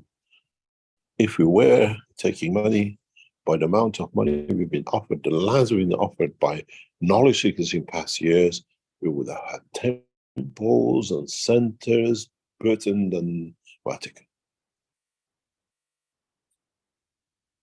How many of you knowledge seekers offered us hundreds of thousands of meters of land all over the world? I refused. We are not in property gathering. How many of you helped us when we needed it? I thank you because it came worth when it was needed. And the beauty of it is when we need it, it comes.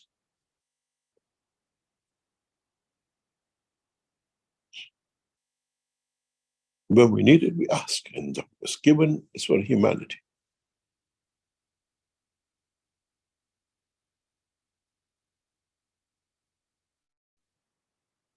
This is how it should be.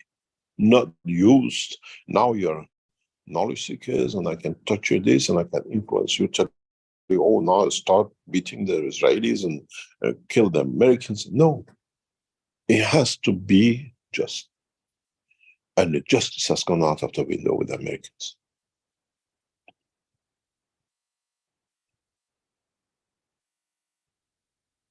But with the knowledge, with the technology we bring, we'll bring this child to order very soon. When a child feels it's very special, he plays games in the house. So he's sat in this place and no, they're no different than the others. And this will be done with Americans and Israelis very soon. This is why I told the Iranian leadership, pull the Palestinians, don't let them suffer. In time, I handle this solution. Through technology. Many of you, you give your American passport back to any nation not to carry it.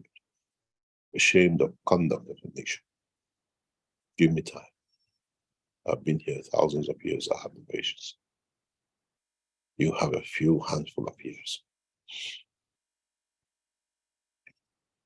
But in that time, we don't have to let 1.5 million to suffer, and we don't have to let this animal behavior to destroy a nation.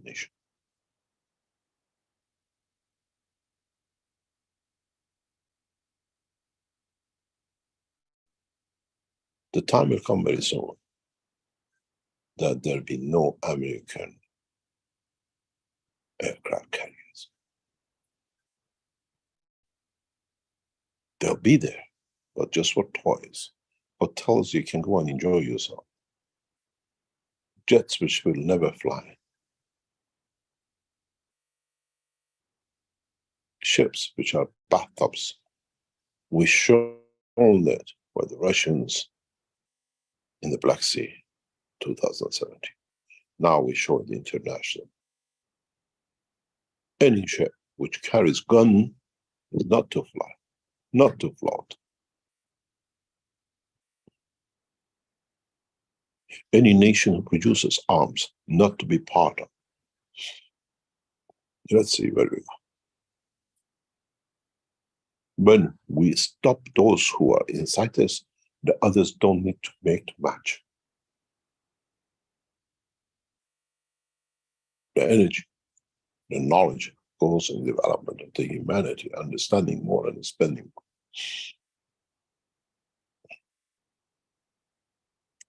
And with the present time we sit, in the past few weeks and months, and present time cycle of the Keshe Foundation,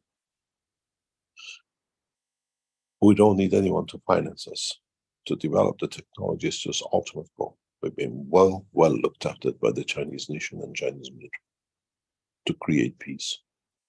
As I said to the Chinese, I bring the technology, you use your power, you use your financial influence to use the Belt and Road to create a world peace. We stick to end up our bargain, and they are doing their end.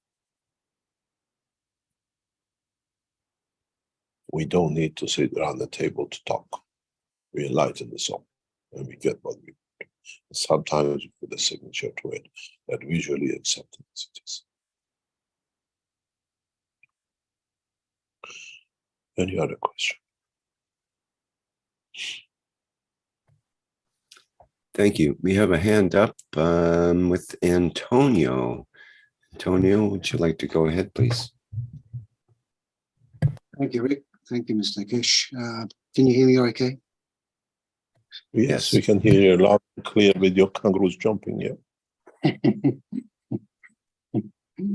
Yeah, I've got a few on my property. Yeah, thank you for, I'm very grateful that you presented a solution for the people in Gaza. My heart has been very heavy lately and wondering what can be done. And I'm glad that you've come up with some sort of possible solution to their plight. I mean, killing on both sides, I'm against. But it was actually very good today to see the Jewish people in the United States protesting for peace and for those that are suffering. So I'm just very happy about that. I did have a question on the Security Council, which was a bit surprising that America vetoed against humanitarian aid for the people in Gaza. And what's your thoughts about the Security Council? Are they, I mean, they don't seem to be serving anybody but themselves. And although I still have hope for the United Nations of coming together, but I think the Security Council has done no longer is needed. Is that, do you agree with that? See, the Security Council, you have to understand the security. Security is not for humanity, for the nations. The Security Council is to secure the abuse by those who are abusers. The United Nations Security Council, 5 of them, are the most, what you call, exclusive club. And those who are and can or think they can influence to do what they like. First of all, the Security Council should be the whole of the nations, not one. Secondly, who are the members of the universe, what they call Security Council? Can you put it on the screen? And then I'll explain to you the funny bits about the Security Council.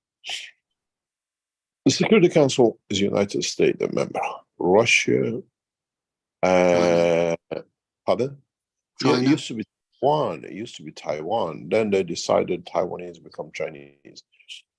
And a few 100,000 used to give award for 1.4 billion. If you go back into the history of the, what do you call it, the Security Council. Then there are 2 funny members in this Security Council. And I never understood why these 2 have to be in the Security Council. Can you read the members of the Security Council? Where is it? Members, let me see here. Yes. Current members, here we go. There's Italy and United Albania, What is Brazil, pardon me? No. This is the back of the Security Council. There's the 5 permanent members. 5 permanent members. Yeah.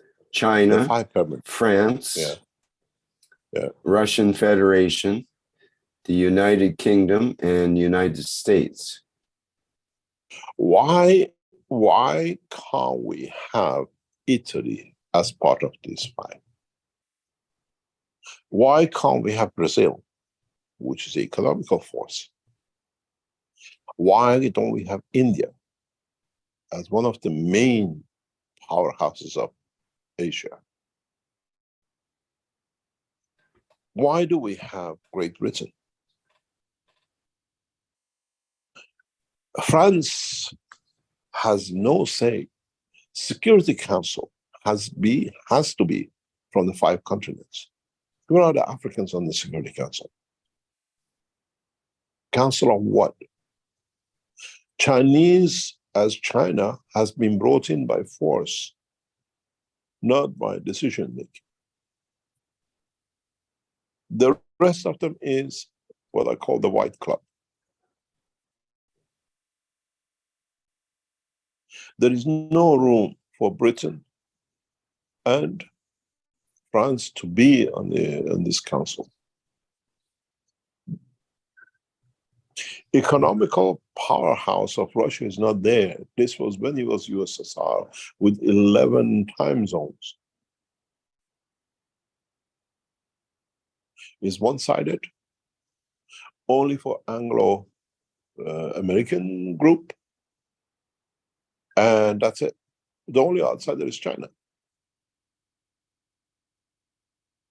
Yeah. So it's a white club, Catholic or what we call Christian club, with a hope that the Chinese one day become Christian too. That's the way I always looked at it. And nobody has a say. The Americans have vetoed more in the recent time than anybody else. Russia used to create a lot of vetoes during the communist time when it was USSR. So, but this is a one-way club. One thing you say, the American vetoed support of giving help to the Gaza, to the Palestinians. In whose God will and whose God's love deprive people who are under starvation not to give support to, unless you're a criminal? That's what surprised me today.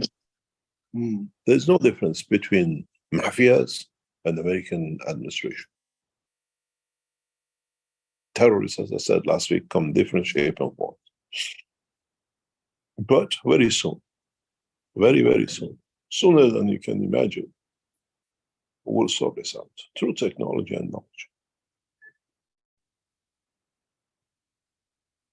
Technology in exchange for peace. That's what it is. We create a condition that, this is what I was explaining to a knowledge seeker very recently. Keshe Foundation, as many of you know and everything else, as I explained, we've shown it now physically in a larger scale in experiments. We can produce any material. If we set the situation globally, which we can, that when it rains on you, it will be rain of gold. Would the gold have any more value? You all go to the shop with a bucket of gold. Nobody wants it. Then they have come with this new game of digital banking. Who tells me how many digits I can put in that bank?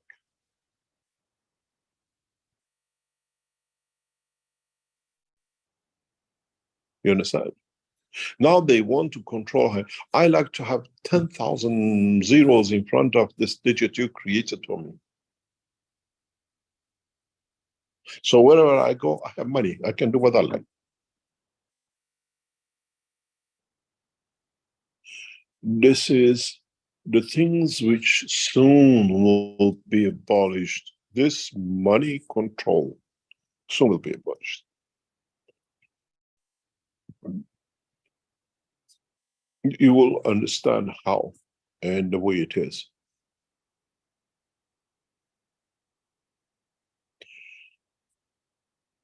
Then it becomes like a boycott. I explained this in one of the teachings, private teachings. Now they say the Palestinians in Israel boycott their workforce. It means don't work wherever it benefits the Israelis, close your shops, whatever. Deprived of the finances, deprived of people, what they need. With a new technology, when you are allowed, when you have access, just go on a headphone, you get your energy, your whatever is sorted. They cannot control the foods anymore. Supermarkets are empty places. Power companies are a waste of time. We don't need hospitals because by progressive development of using energy through the soul, through the physicality, the way we are doing now, you hardly will have a cancer. Cancer will become something of the past unless comes, even when you start through the system, over 6 months, a year is not there. So what we see as the biggest menace on man in the next few years will not even be there, because as you go through every time taking your food, taking energy, whatever, you change the structure. There's no way you have damaged cells. So we won't have any hospitals. We won't have any, what do you call it? We have accidents, so we have the hospitals if we have to sew arm and a leg, and even those we don't need. Get the leg fell off, okay, it's down the hill. Put the system on that the leg grow. We've done this. This is not the theory anymore. It costs less than $1 to grow a leg. Less than $1. I've done that. It takes $20, $30, $50 to make a brain. Naomi is an example of it. So we're gradually getting to the point that they cannot control us by food. They cannot they control us by medicine. They cannot control us by money. So we're getting to the point gradually in next 10, 15, 20 years that nobody can control it. As I said in the Iranian talk and to the officials in past few days, when you have the technology that you can empty the warheads, what down tens of meters under the ground, what's the use of a blank bullet? Yeah. You know, when during the Second World War, the Allies came to Iran. They didn't have bombs. They ran out of bombs because they wanted to get Iran to get to Russia to get rid of Hitler. So the Shah of Iran, the father of President Shah, said he stays neutral, doesn't go with them or them. And this was against the rule of the Americans because they wanted to use to Iran to get to Russia to support. So to do that, they decided to bomb Tehran, but they didn't have enough bomb. I don't understand. If you don't have a bomb to go to Iran, how are you going to get a bomb to the Russians? I mean, there's another problem. When they got to the border, the Russian railway is different than us. Then they had to do all the donkey work crossing it. That's the different thing. Do you know how they bombed Tehran? No. Buckets of sand they used to drop from the sky by the plane. Buckets of a stone. That was Allies, Americans war bomb. We go back to the Stone Age, but with the things can throw it further. You understand? Now these warheads again be the same as those bombs because my mother and my family born in Tehran, and they went through this when the Russians were dropping, the Allies were dropping buckets of a stone, and people said that was their bomb. They don't tell you because it's shameful. So we're going back to the same point. With the new technology, the way I told you, we can assess what is in the area, we can collect the material, we can empty these nuclear warheads the same way. In next year, if our work, the speed we imagine, go with our allies, no nuclear warhead will have any material to do except the Big Bang.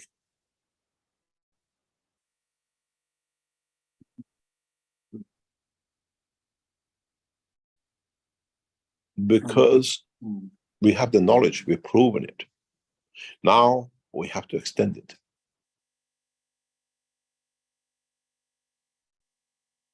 So by devaluing or taking the old man's weapon technology is the same. I said in the teaching, because you get a translation from it, so we call it khandak. You know, they dig a ditch around the castle that if anyone wanted to go, has to go through the ditch, the water to get off the wall of the castle.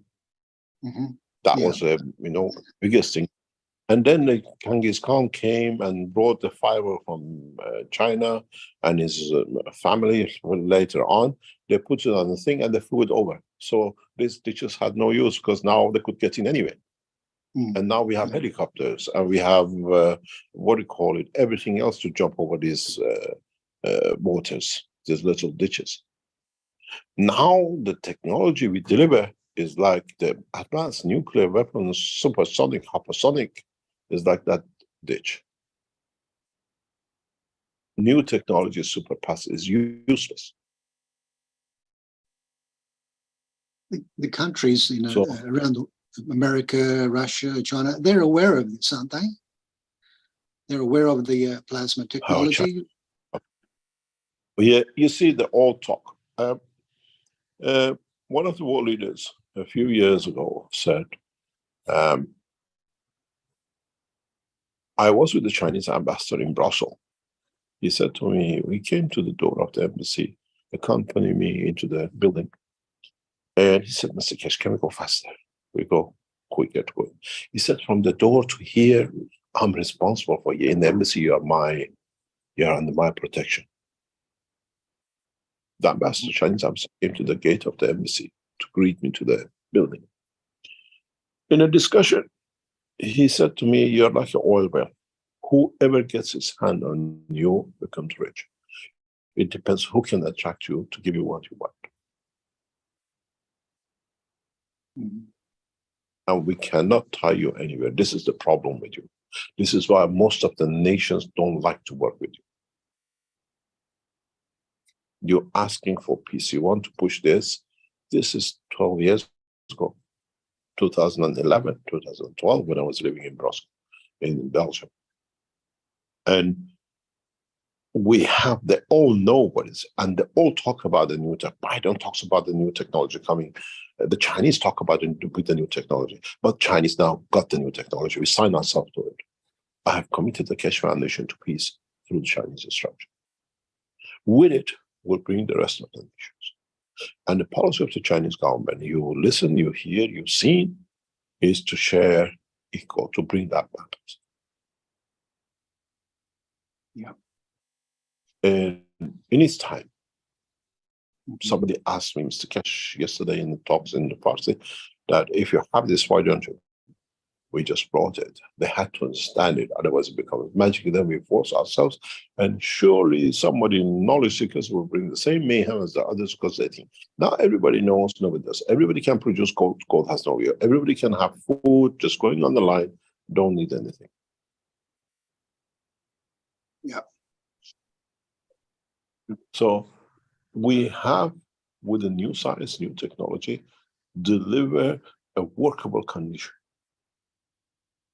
I said before, with the same situation, Iran is worried how to feed 1.5 million Palestinians in Iran. Keshe Foundation will supply through headphone. I guarantee that there'll be no burden on the Iranian nation for feeding Palestinians. It's not something we can do. Today, give me 1.5 million. We have the facilities in Keshe Foundation service centers to feed 1.5 million. They have the medicine, they'll be healthier than you, they'll be better fed than you, they'll be better than any of you. I accept the feeding of the Palestinians if the Iranians give them the white corridor. That would be good. We are there because we have the technology.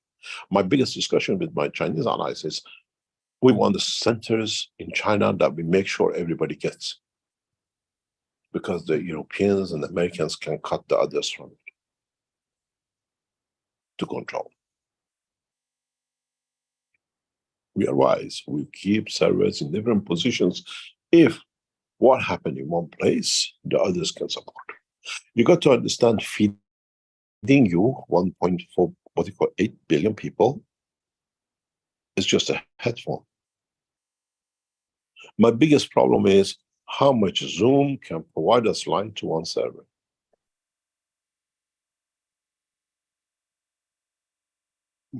Yeah. You understand? Yeah. And all of you have been through this system. You've been through it. You felt the change. You felt the joy. You went to the moon of you. You went to the oceans of your imagination over your soul. So we're not talking about 2010. And we have enough material within our structure that we can guarantee medicine and food of all the Palestinians.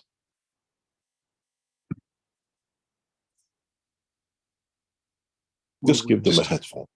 We'll just hope that... just hang headphones and the phones on the streets, and people are hungry, just connect to it.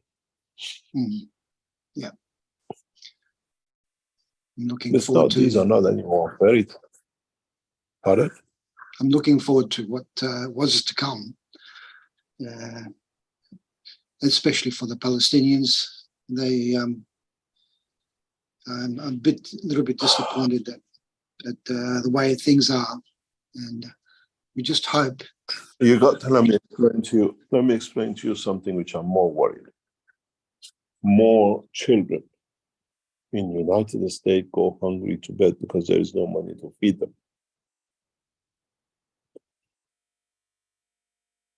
Yeah. The figure, just open, what do you call it? If Mr. Kramer opens the percentage of children going hungry to bed in different nations, Americans somewhere on the top. Africans can feed the children from the trees. My worry is to feed those American children, not to go to sleep hungry. And the rest of the nations. Have you ever held a child who's hungry when he cries? Does not know race, religion, and color. I watched a report by one of the television presenters in the past few days. She was standing outside the hospital in Gaza. And the ambulances were bringing a bomb hit a house where the Israelis told them it's a safe place and they bombed the area. And they were bringing ambulance after ambulances. And in this process, one child, 1 or 2 years old, was brought out. You could see the child hand, their legs and arms hanging. And went in one direction where they're taking her. And the reporter said, this is a mortuary, that child is dead. They're just taking her there. He's not even going there to try to save him. Doesn't matter if that child is American, British, Chinese, Arab, Jew. We all die. That's one of the facets of being human. But what's the emotion in the mother and the father of that child? Yeah. Thank you, Mr. Keshe. Thank you very much. You're welcome. Any other question? You know, you put here Security Council membership. Very, very soon, this patterns like this will be member of Universal Council members. United Nations has lost its credibility, and especially worse in the Security Council. These people who become these members of Security Councils, they bargain for every vote.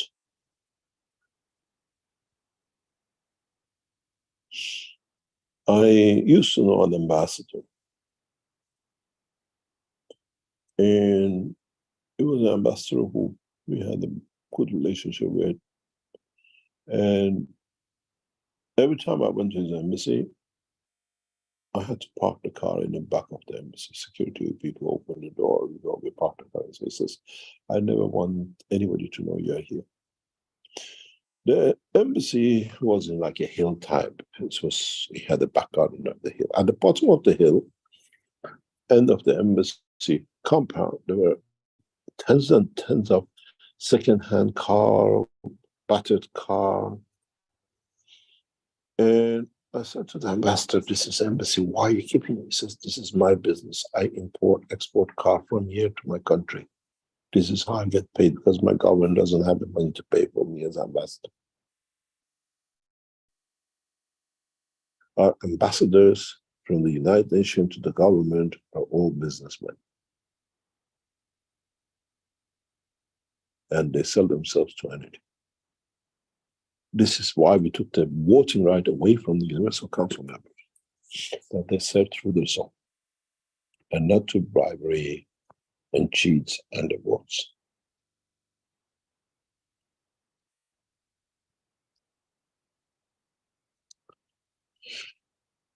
Any other question? Okay, thank you. We have a couple of questions from different people on definitions. And Layla in YouTube asks, how would you define a location? Is it the resonant frequency of the emotion of that space? We can tap into locations anywhere through the sensual experience or memory of that locality. Excuse me, locality. More or less, I call it the soul of GPS of the soul. And it's different mine than yours for the same location. As the same field of strength, emotion makes me laugh, but makes you cry. Because your construction is different than mine. Even though the same strength. So when you speak about the GPS of the soul position, it's the interaction of the fields with your soul, even the position and the strength is the same.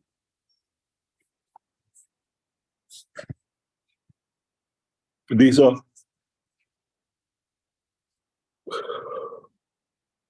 we can make systems for it, the way we copy the field, the strength of different things.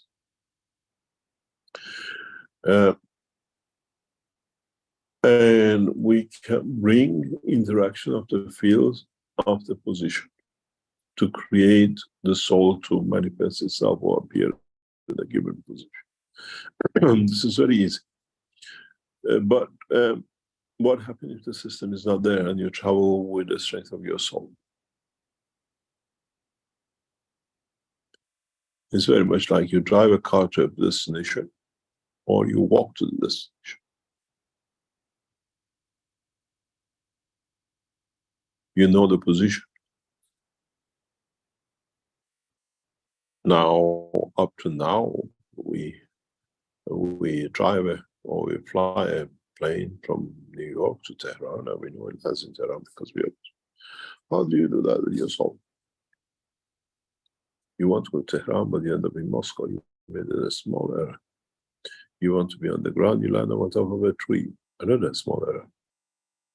So this is why man needs to learn to test, to make grounds, to be.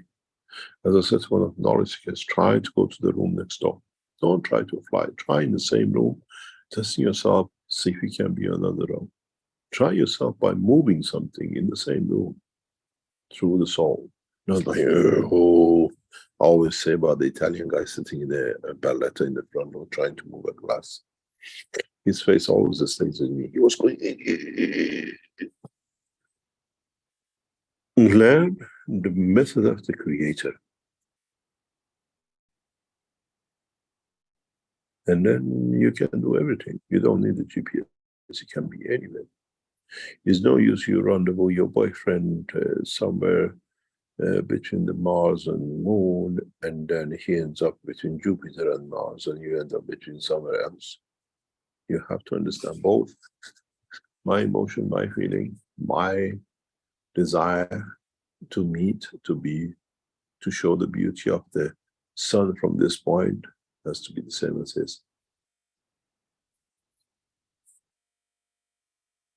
We are very good, humans are very good, long-term emotion repetition, and remembering it. But when it comes to them actually doing it themselves consciously, they forget.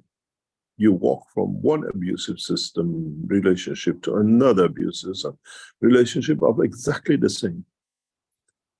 So you know the strength, what you need to be abused. How come you don't remember where to go to enjoy? Self-denial, what I call lack of understanding.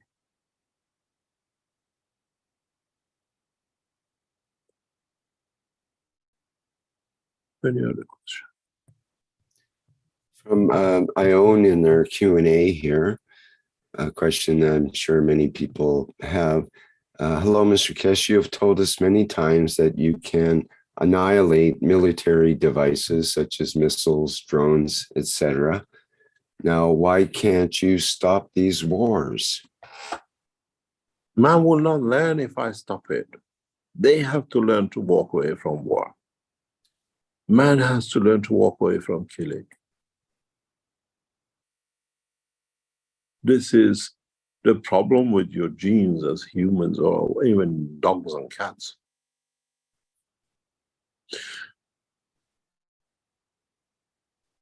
Look at, you call it migration. The whales, the fishes in the sea, the birds in the sky, the man on the ground, the animals in the cave. We travel the span of this planet to kill, to eat.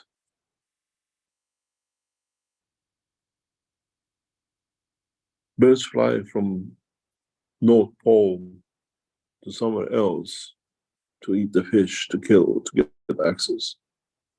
Man grows animals in New Zealand, Australia, carries it to the other part of the world to eat. A falcon does the same. The lack of absorbing energy to survive has brought all created things on this planet to do this.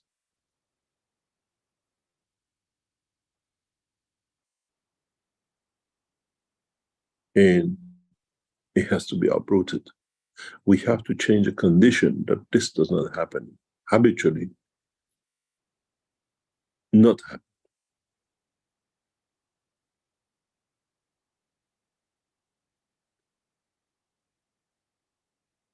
And this cannot be done by magic. This cannot be disarmed. This cannot be done by, if man has to learn not to make tools of war. Man has to learn not to kill to get the energy to do. Now we understand.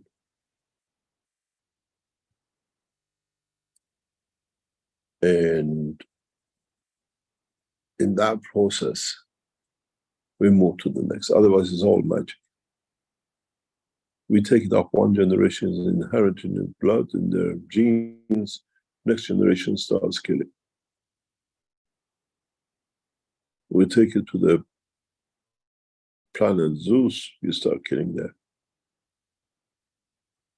What's the reason we kill? We become so much, we become so embedded in it that we see it as our right. The behavior of the American president in the past few days, and the Israelis leaders, and the Palestinians, and the rest of it, is no different than the wolves and the dogs in the wild. They gather collectively to go, to kill, to eat, to have. And then in that process, it's still a hierarchy of which dog eats first and who's on the top. The same as what we saw. The top dog of the world goes to see another top dog of little dog who thinks it's a big dog called smallest state in business. I was explaining this to a friend of mine, Jewish friend of mine, some time ago. I said, you know, Israel is like a chihuahua. Very small but boxy things. When you pass a chihuahua by a big shepherd and see how much it barks. Those little tiny dogs. And they think they're big. And get them to be friend, you see how they walk next to the big dog, as I'm a big dog. This is the behavior of what we see with Israel. And the big dog being the Americans, and actually the behavior of the leaders is exactly like a dog. Tear apart to be the top dog. The American president, being in Tel Aviv, went to Gaza to see what's happening. Came there, we know why he went there. He went there, create, kill us more. Iran gets involved, we use our weapons, well, then we can control the rest. That was the whole purpose. He was not there to help. There's no sense, there is no gram of mercy in these people. Animal behavior. And we've seen it. It's very, very, very beautiful. We're in Beijing, and we're near the hotel where the conference is taking place.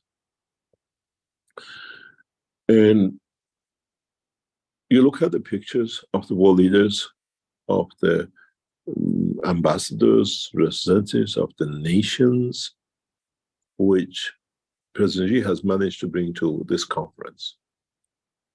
113 nations. Some 20, 30 world leaders are here. We are here till yesterday or last night. And they all come as a friend and come to find a common ground, a man who's there to give them all the same. If you look at it, I was talking to someone, President Xi has become like a grandfather, looking after the children and grandchildren of, what do you call it, others. And he's like a man with, you know, you go to the grandpa for the new year, you get something gift, or there is somewhere a solution for the problem. China has taken that position, but without a gun, without a single bullet. Americans are there as much as the Russians. What I was wondering is, how do all these European nations who are boycotting the Russia in Ukraine, sitting in the same conference room as Putin? He was here. How many of them actually sat with him? How many of them did they talk to him? The respect and the honor which President Xi greeted Putin and the rest of the world leaders was the same. Some of our friends, they get extra dinner or some private something. But this is how leadership has to be. And China is one of the most powerful nations economically, politically, and military. But the Chinese want to get rid of their military. That's their ultimate goal. To find a solution that money we spend on arms is spent on the nation. China has 28 million farmers below poverty line. They have poverty for Xi, then trying to face these little dogs, creating more weapons to kill more, and it becomes a game now. Who has better? So it is how we bring this about and how we create that condition. And as I said, two mighty power of knowledge and sense have come together. You will understand very soon. You will understand much sooner than you can imagine. I've committed you as knowledge seekers to world peace. You have to deliver. I'm just paving the road for you. You have to come up with the systems. You have to come up with the logics of understanding and adding to for others to follow. Otherwise, you wasted your time being here 10 years. And we see that road, we see that path, and we have found our match.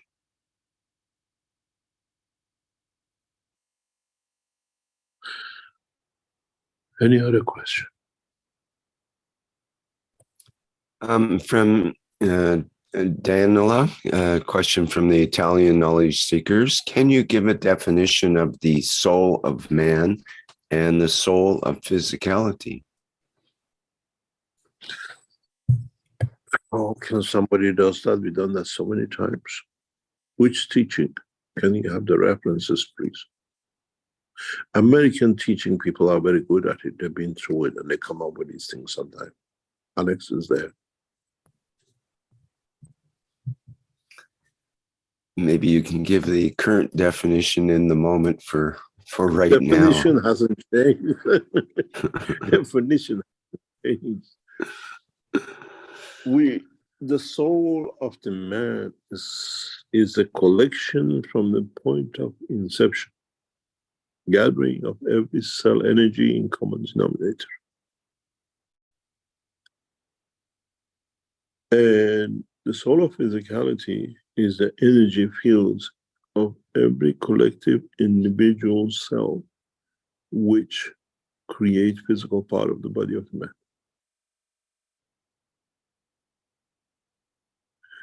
And the interaction of the two and with the physical condition of matter state creates the emotion of this physicality or the emotion of the soul. So when you have common denominator, the same, connected to, that every cell is connected to, and then you have individual energy fields, which is slightly different, in connecting to your other cell. Kidney needs to be connected to the blood set. Heart needs connected to blood.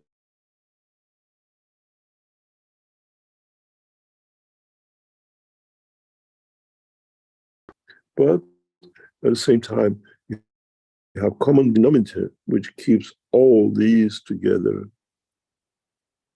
And one is the conveying the energies, which are each one individually, collectively brings into operation of the existence of the physicality. One you call the soul and one you call the spirit. So is the central connection line, and there is stuff very much close, but slightly different. It's like being on a carousel at the end of the street.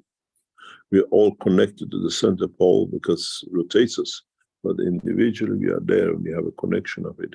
What we put at the end of this carousel we sit in, the friction of it dictates how fast that center us brings us back to it to go. And that's all it is. But we have a common denominator of all being on the circle of the carousel. as we call the soul of physicality.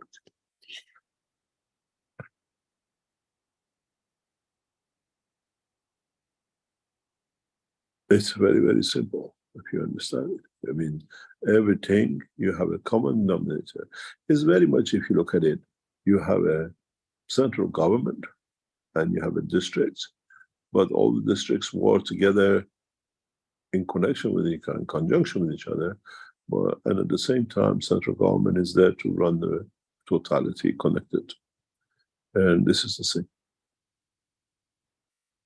The soul of the man is created from the point of inception of the first atoms, which they make this next step of the molecules, and then through interaction and the memory packages which is in them, make the man in a physical condition.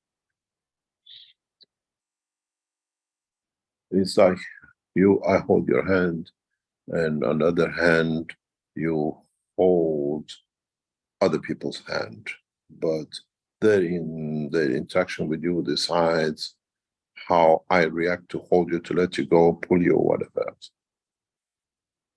Your collection, but the effect of those people holding hands with you in your circle will affect how I react towards you. So, but you in a way represent all their forces to me. So in the center point, I become the soul. And the interaction of you with them, then with the group next door, another one, they hold the hand of another person, goes to be the same, all the soul of it. Effective interaction of the fields. And the two are different strengths. I can hold a pole very nicely, softly, but you're pulling yourself to death on the other hand. My function has nothing to do with you, but I still operate through because I'm connected.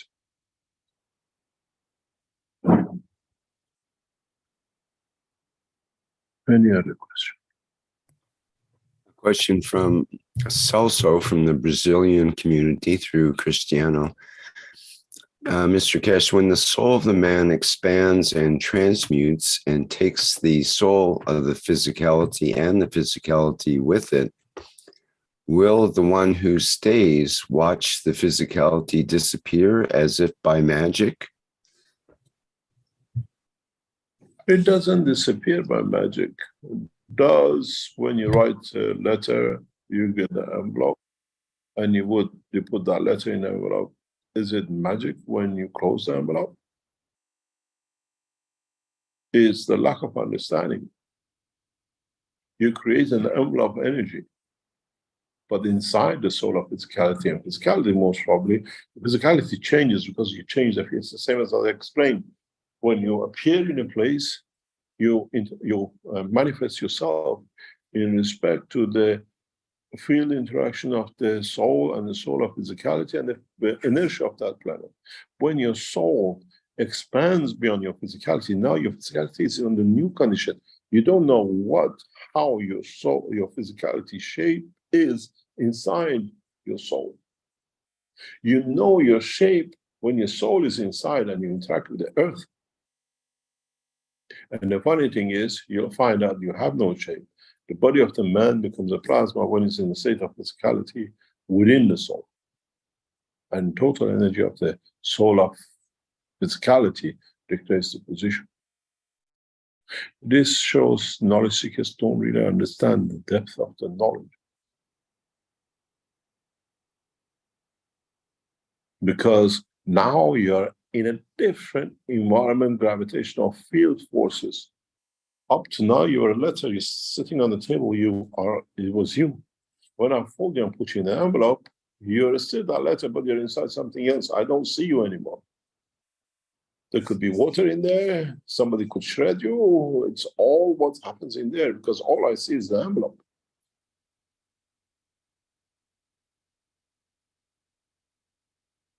And this is what is with the soul of the man, the soul of physicality. And your dimension of the manifestation inside your soul is different than when your physicality is dictating, imprisoned there, soul of the man.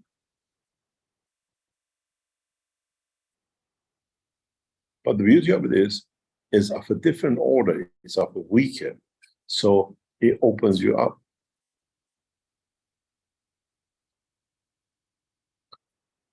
Man, in time, will make systems to see the shape of their own physicality when the soul has expanded and takes dimension.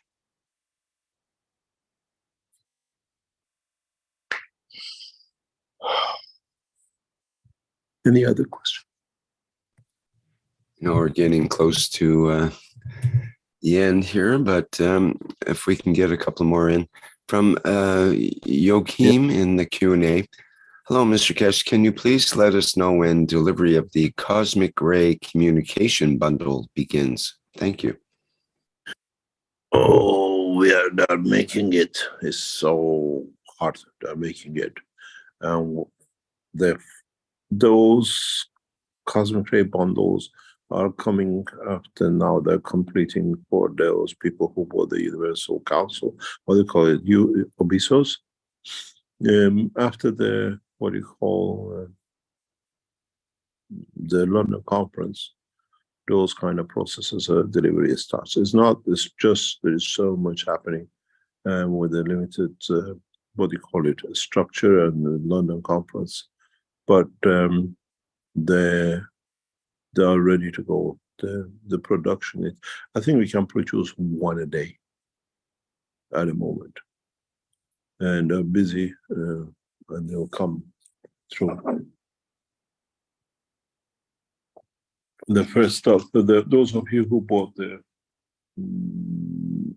Universal Council, Universal Enhancement Units, some, I think, start shipping, and most of you who come to the conference in London will be handed over to you.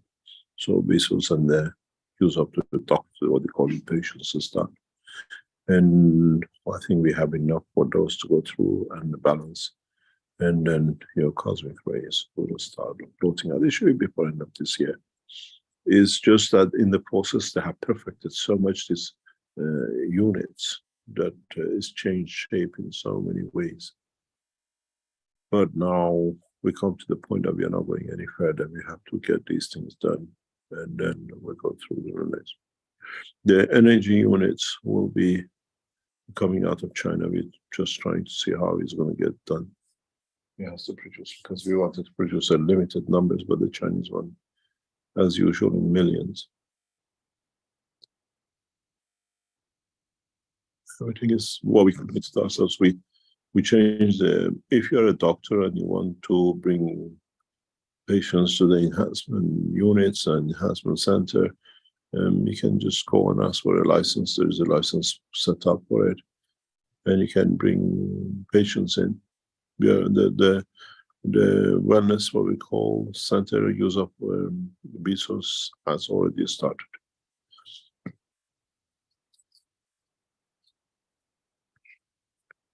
Any other question? Okay, Dolores would like to know, can you please explain the phenomenon of apparent death? What? Just the phenomenon of what we call death. Can you explain that phenomenon? What do you mean by that? Physical death? I think that's what she means, apparent death we've done that of the physicality. We've done that many times in the teaching. Please go on it. It's very easy. A few weeks ago, we explained that too. Okay, there are ways, I remind people, there are ways now to search the previous Knowledge Seekers workshops. There's PDFs and documents available that are searchable of the transcripts. The Brazilian people have been pretty good with that. Okay, we have a question from Jens Karsten. If I mix dried CO2 GANs and sodium hydroxide, NaOH, in the same amount and put boiled water on it, what remains? CO2 or ZnNO? I know you told it some time ago, but I cannot find it again. Thank you for all you do for mankind. Can we answer the same as last question? Go and find it. Okay. Do a search. You can literally do a word search with that, actually, and maybe even find it. Yeah. Okay, a couple of more questions and we'll have it all wrapped up here, Mr. Keshe. From Saeed, who says, hello, blessings, Mr. Keshe. Can we eliminate satellite internet and develop an uncensored universal magravs-based internet? And will we need any sort of cables or antennas to transmit internet in the future? Thanks. No, we are not testing, we actually developed it. Absolutely works perfect. One of the things we'll do after the London conference, because there's so much on our people, is to convert the internet data into universal data. I'll explain this in more detail. It's something I've had in my head for a couple of years, but now our teams have understood how to make the connection. Now we have to go back into actually data transfer interface with our new technology and the old technology. So let's say you put information about Google, everybody gets access to it, but there is no need for satellites. In past few days, we are working on to call upon the satellite, those of you who became the satellite, to join us when we started what we call the peace process in a very enhanced way. I was talking to the people at the foundation that it's time to call in those of you who became satellites,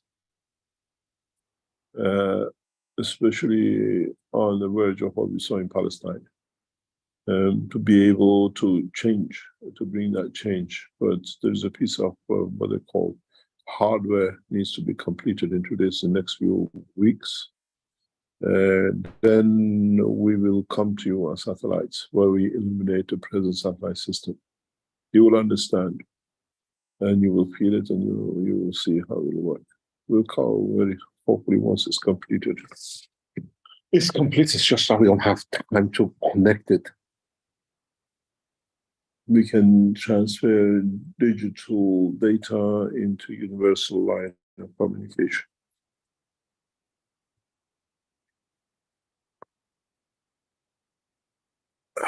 In a way, you make a movie here, you connect it to our system.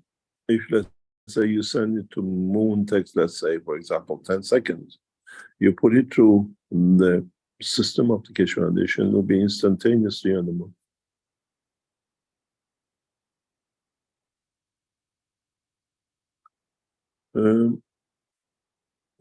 I'll explain this. We already implemented this system in our latest. That's why we had this. You asked for this, what do you call, units to be, when it's going to be delivered. One of the problem or delays has been this. We were completing part of this process. If you remember, a few weeks ago, I showed you the new head enhancement unit.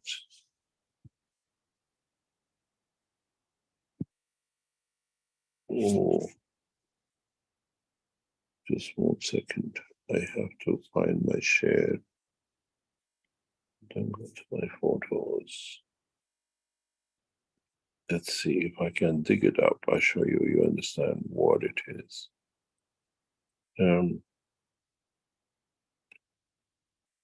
This is what, if you remember, we showed you, which is literally now connecting to the Obesis.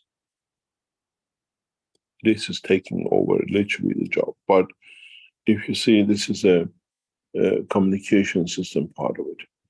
But what even has been in the evolution of the development of the technology even in past few weeks, while we were finishing this lot, has been the evolution in the technology of the Keshe Foundation as we are developing cannot be stopped. And we had to draw a line up somewhere that when we're going to let this go. And I think we reached the point that we can let go now, and what you call the new systems.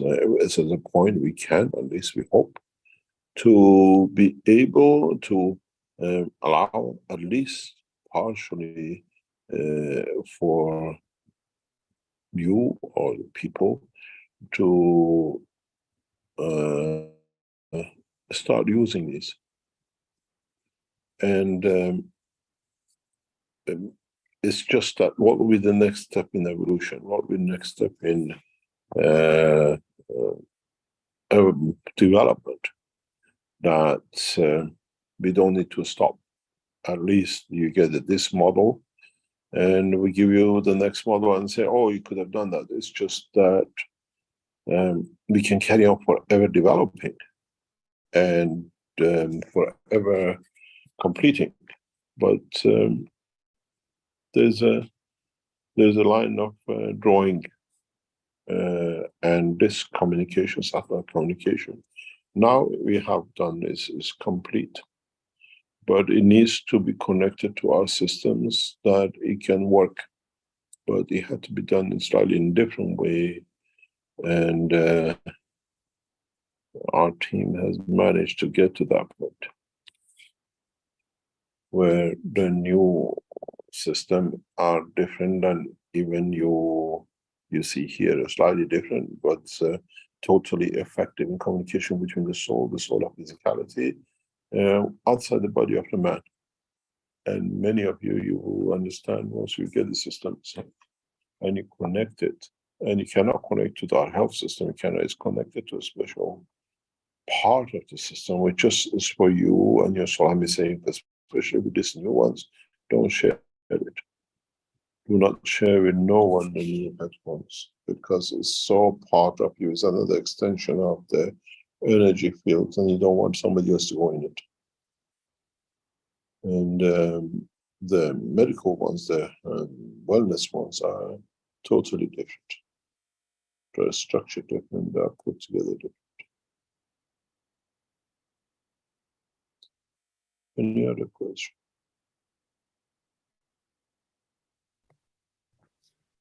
Yes, one last question here from Renzo, who says, Dear Mr. Keshe, can you explain why I am able to raise people's vibrations? Thank you so much.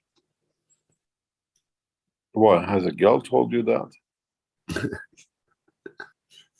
Perhaps several of these people's vibrations. I don't know. Well, I mean, some people, when they walk into a room, they just sort of naturally raise the vibrations of those around them. I think you might have that problem as well. It's people tend to sort of raise their vibrations when your presence is present. So perhaps he has that quality, or I don't know. I was talking to some of our friends recently, last few days actually, and with the translators sitting at the table.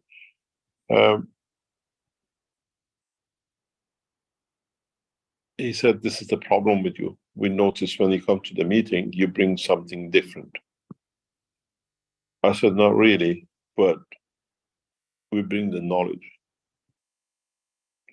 And that knowledge brings love and brings emotion of equality and share.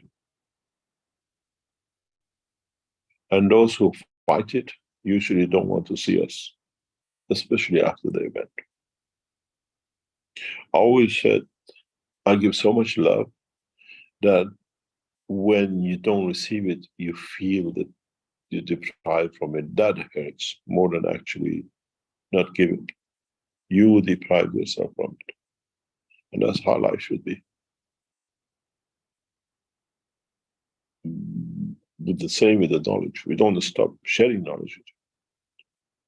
And it's just, you're so hungry to learn more, you come back for more, and it's shared equal amounts. And that's how it should be. Do you get a vibration? Do you get the tinkling? Oh, it's 9 o'clock. Knowledge seekers stops. I have to be there. Or is it something you do out the obligation? I've got to be there. It's there. I might learn something.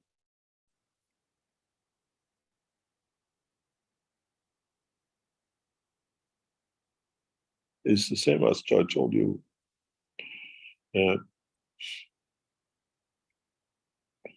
With Netanyahu, we have this problem.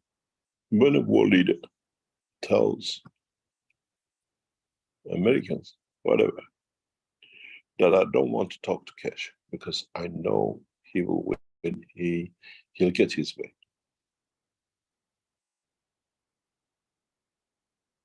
So it means he's already aware of the power of peace, what we implement and what is going to be done.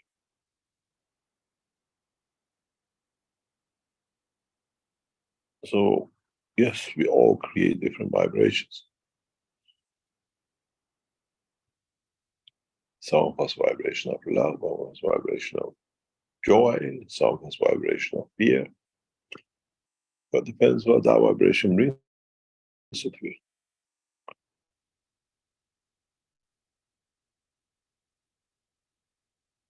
And how we feel about it. What we find peace with and within and amongst us, ourselves, within the soul of the man and the soul of physicality.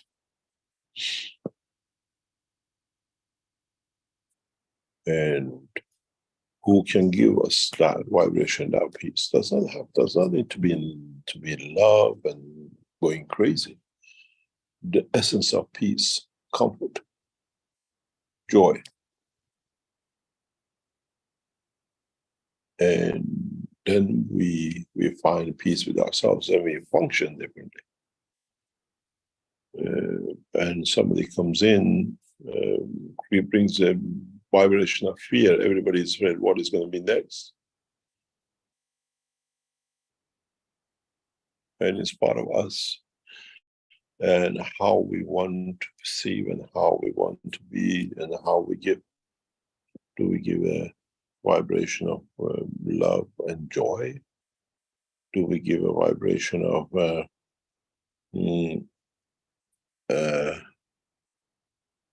fear? Do we give a vibration of sadness? Or some people observe, they receive it and they react.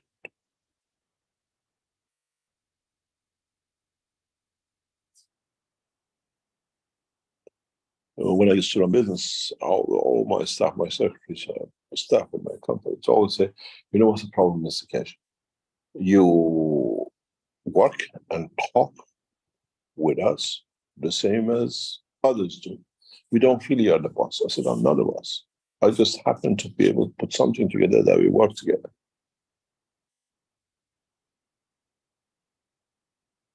But I used to go into factories or into offices when I remember an occasion in Manchester, we bought new machineries, and as usual, always walk with the tie, with the suit and jacket and everything. And a machine, the guy couldn't work it and had a problem with it. I just took the jacket off and I went behind the machine and started, Mr. Keshe, you are with the suit, you don't know. I said, I never bought something, I don't know how it works. And I stopped producing. With your ties, with your suit. I said, doesn't matter. Don't get fooled by the suit.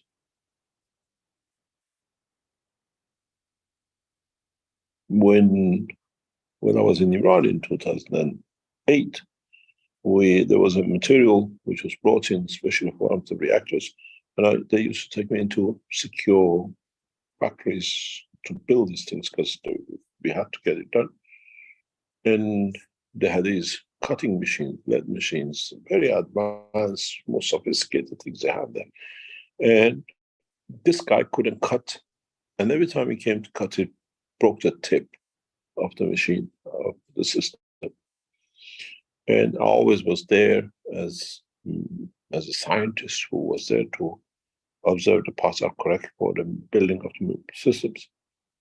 And this guy couldn't cut it. They brought the material, especially for me, from Japan overnight for a special part of the reactor.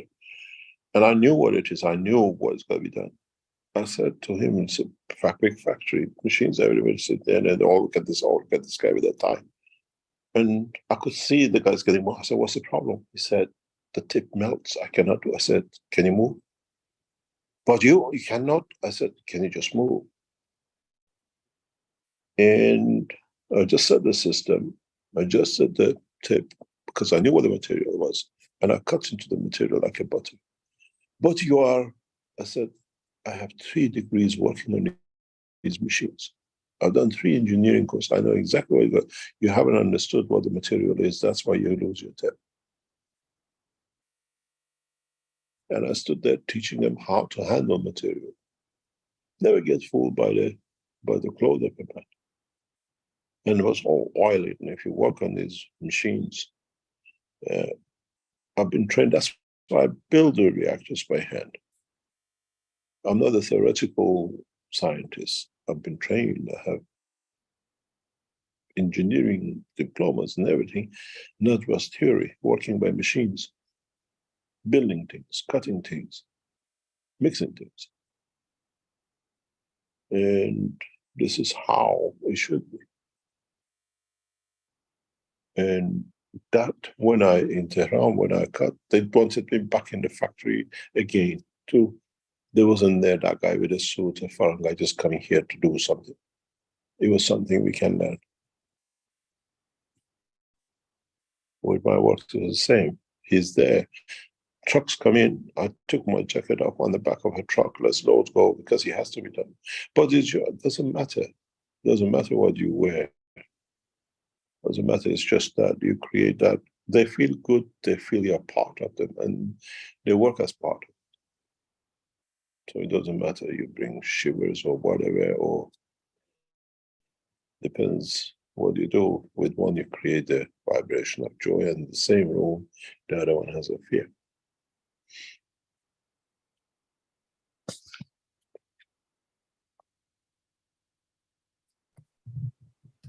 Anyway.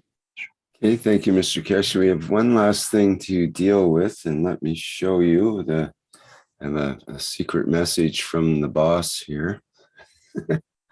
On the Keshe Foundation store, which has a new product.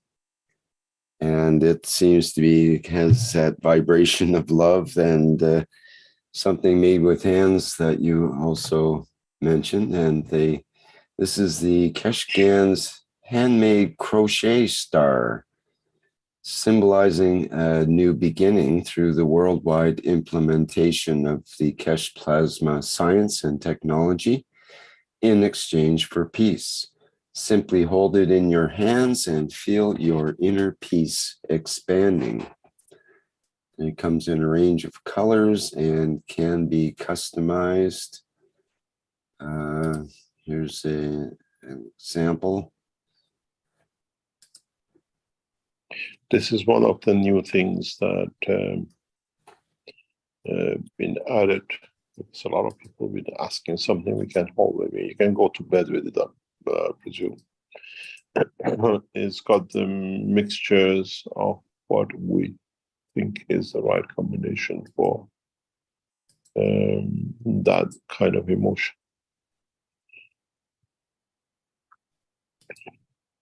Any other question?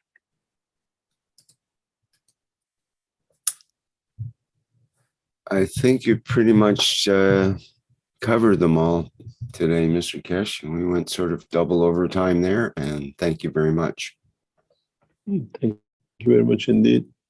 Hopefully we'll see you next week.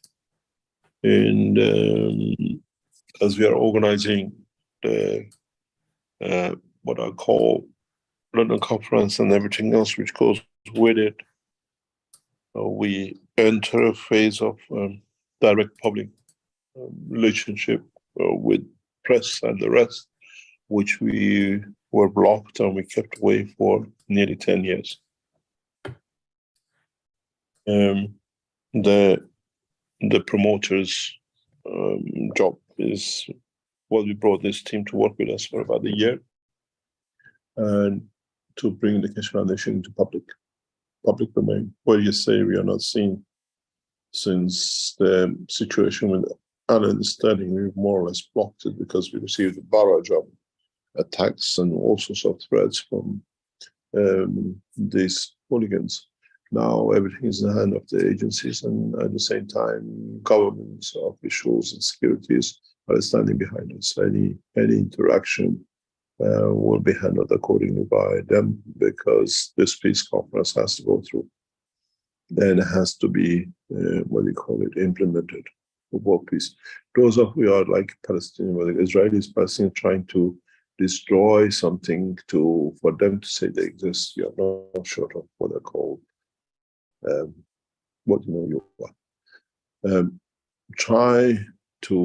We come to you in next week or two for you to call mass out at the same time as our promoters go out for world leaders, for the press in your countries, as they have a limited structure for you to reach your press while they were promoting this conference in London.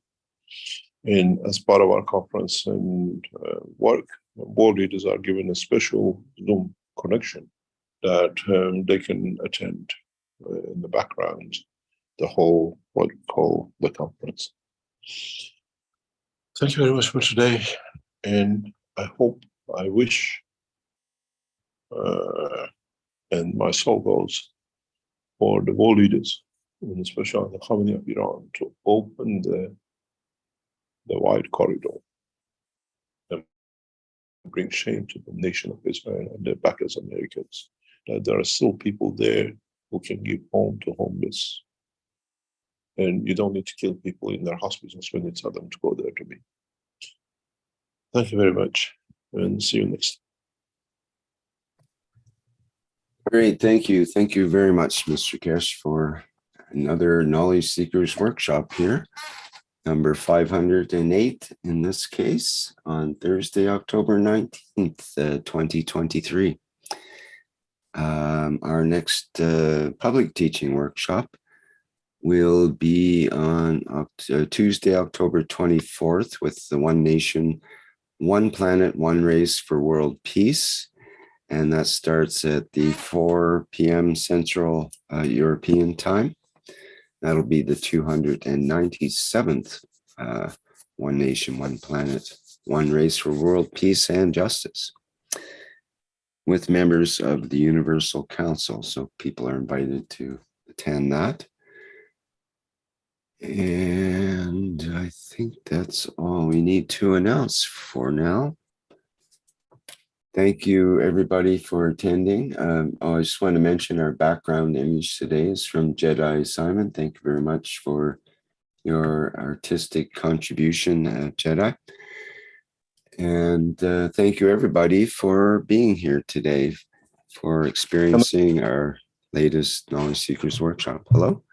Thank you very much. Just to remind you, those of you who want to register for the 27th of November, the light, what we call it, between your hands, please, because we're going to stop this. There's a limited numbers we can accept, the system can support. So we close this very soon, because I got an idea of how many people we can carry through the system.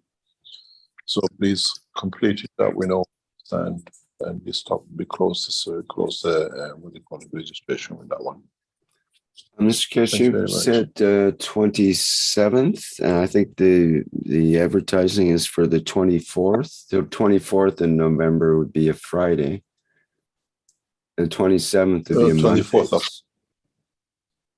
Oh yeah, that's not. We have a session 24th of October. 24th. Yeah, there's another one, the 27th of October on Friday, I think, coming up next week, right? Yeah. That's for a different one. Yeah. Okay, people can go to the website and have a look. You can sort out the different dates there quite easily. Okay. Great, thanks, Mr. Kish. And thanks everyone once again. We'll go out with the Flight Enhancement Spaceship Unit, musical version. And once again, thanks everyone, and see you in the next public teaching workshop.